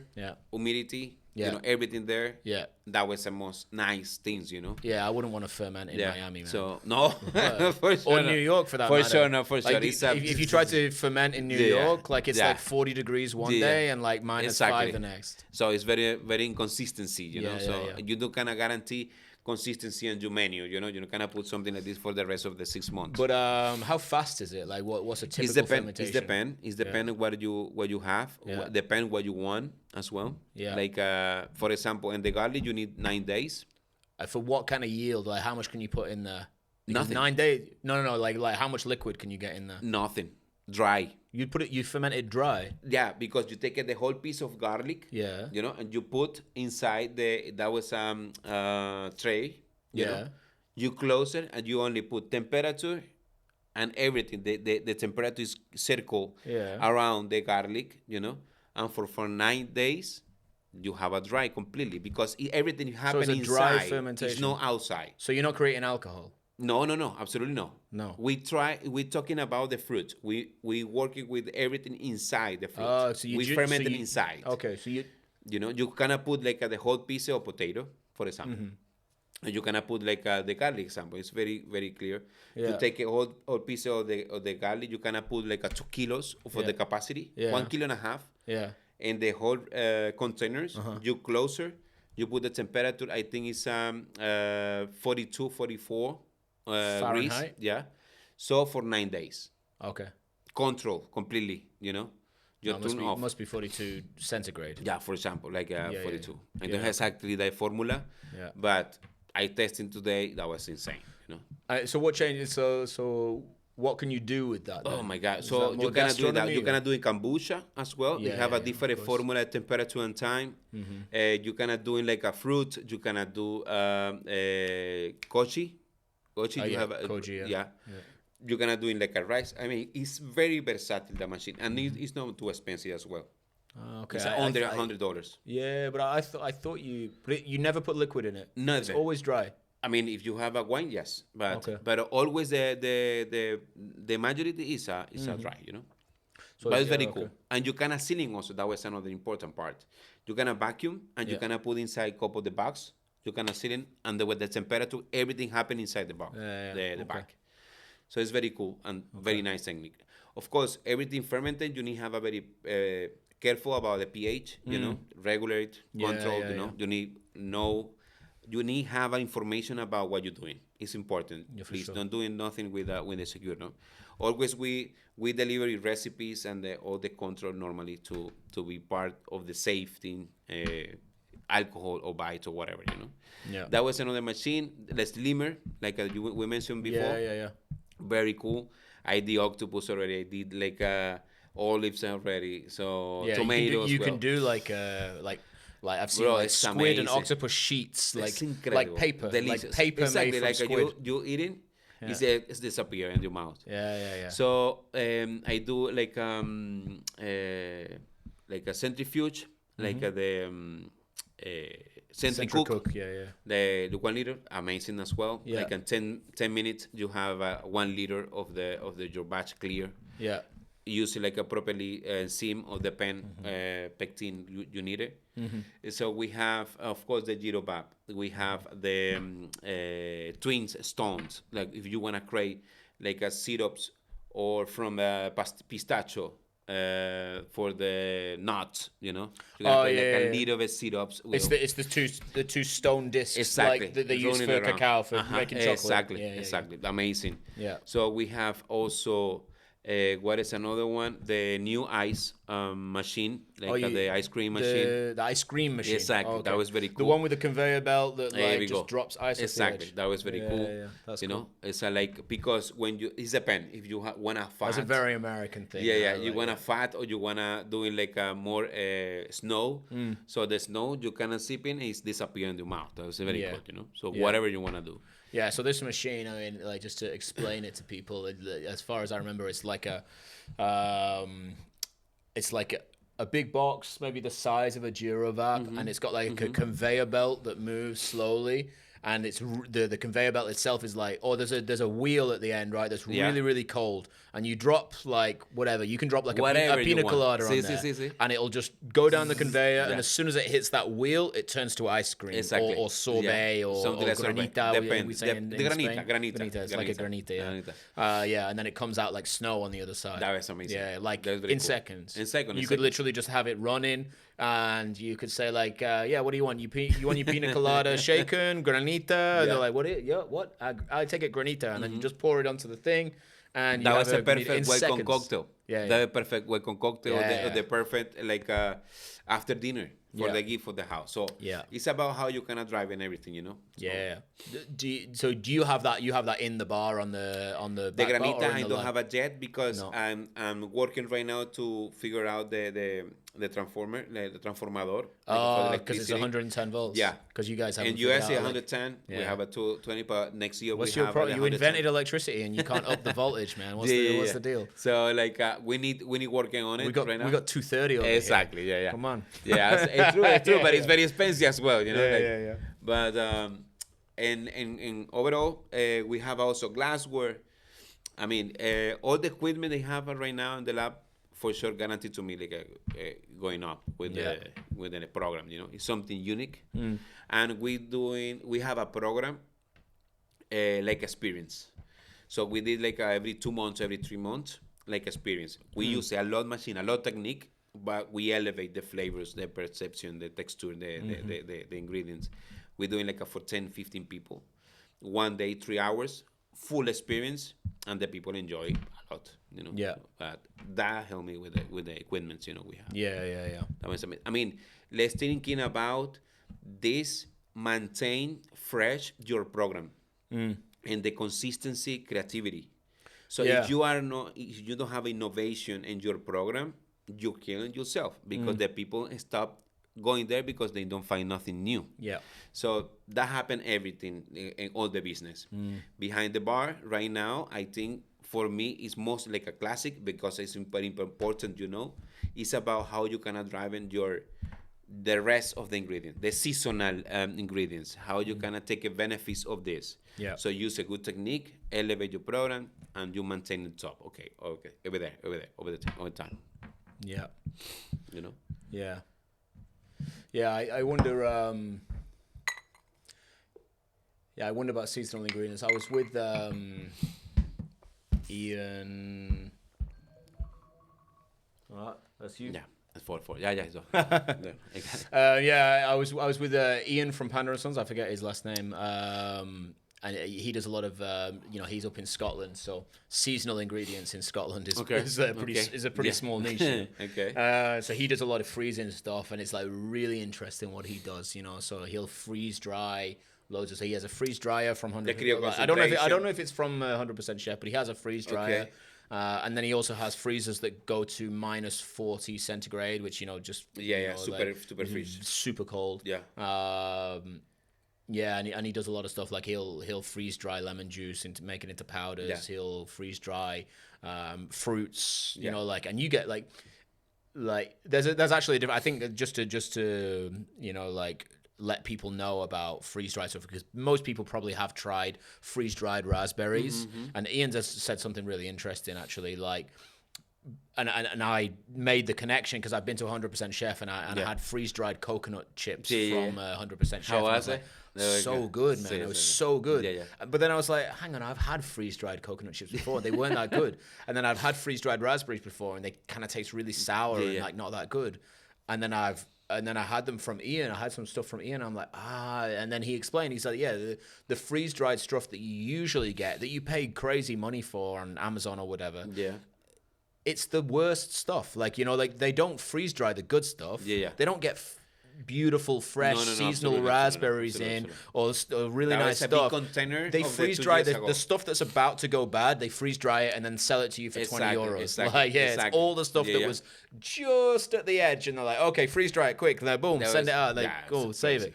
So actually, I'm not telling everyone to go out and buy a freeze-dryer. They're big and expensive, but it's an option, and it's way better than buying it from the shelf. We have a machine, dryer. Like, believe me, I buy recently in Miami $20 for one fruit, like it's similar like a chirimoya, similar. $20. Dios mío, I say like, wow. Dios mío. It's expensive. Yeah. Of course, I eat it. I say, okay, it's good. Yeah. But for long term, you can't incorporate that. It doesn't work. Exactly. You cut it, you put it, you dry it, and you save, and that's it. Like you have in 2 months, you have the most delicious fruit, exotic for the last. Yeah. And what can you do? You can afford to show it to the guests, but they're not allowed to touch it. Exactly. Exactly. There it is. Yeah. You can look at it, but I can't serve it to you. So that was one of the benefits, Yeah.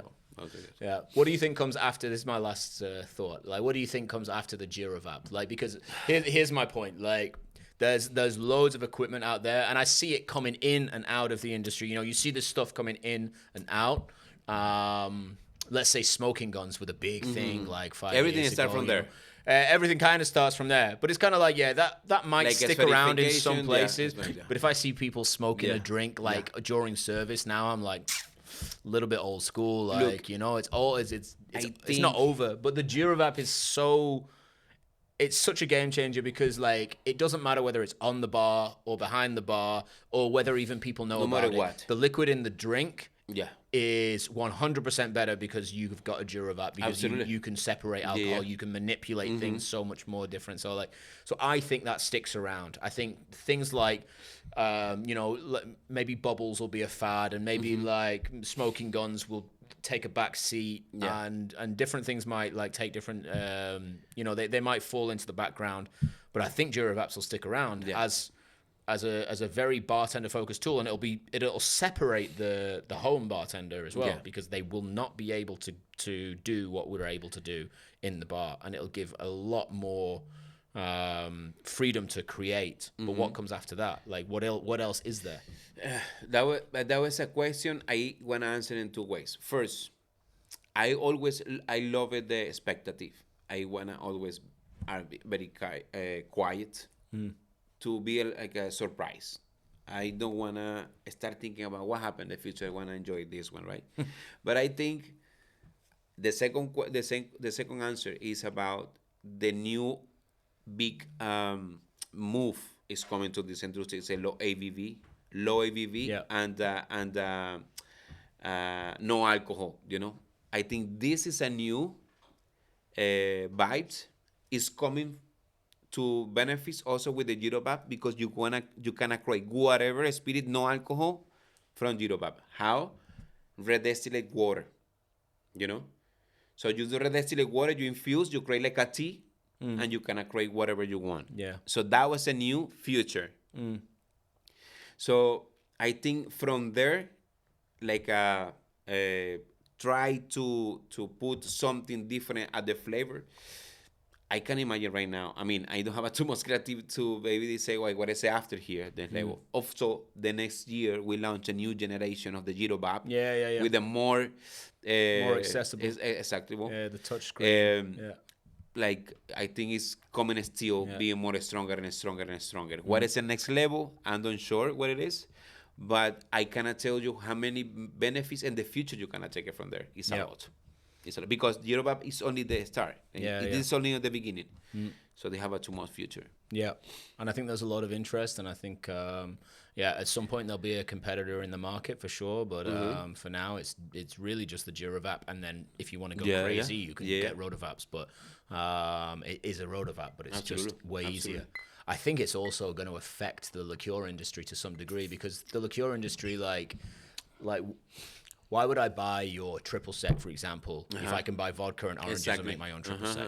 Exactly. Like, why would I buy your banana liqueur if I can use banana skins that I was going to throw away anyway and make banana liqueur that tastes amazing? Yeah. Like, there's so many things. Like, obviously, there'll be Amaros from Italy with proprietary blends that we'll never be able to make. Or, like, like, we're probably not going to figure out how to make the best Fernet Branca or the best Campari, but we can make a banana liqueur that probably tastes better than most of the standard brands, or the better triple sec, and we'll do it for cheaper and easier, and so I think that's good. It's good competition. You try already the Doritos spirit? Doritos? Oh no, I heard about it. This is such an American no, but thing, you try or no? No. And you see it? You see already? I think I saw it. Yeah. You need testing, brother. But that was insane. But Doritos have made it, or like, is it an actual official spirit? It's official spirit in the market in the US. Is it good? It's a Doritos, redistillate with vodka, and you have a Doritos flavor. Okay. Because we've got crisps chips in the UK called Space Raiders. Okay. And in my bar we do a Space Raiders. So we have a pickled onion flavor. It's not common in the US. You don't get pickled onion, I don't think.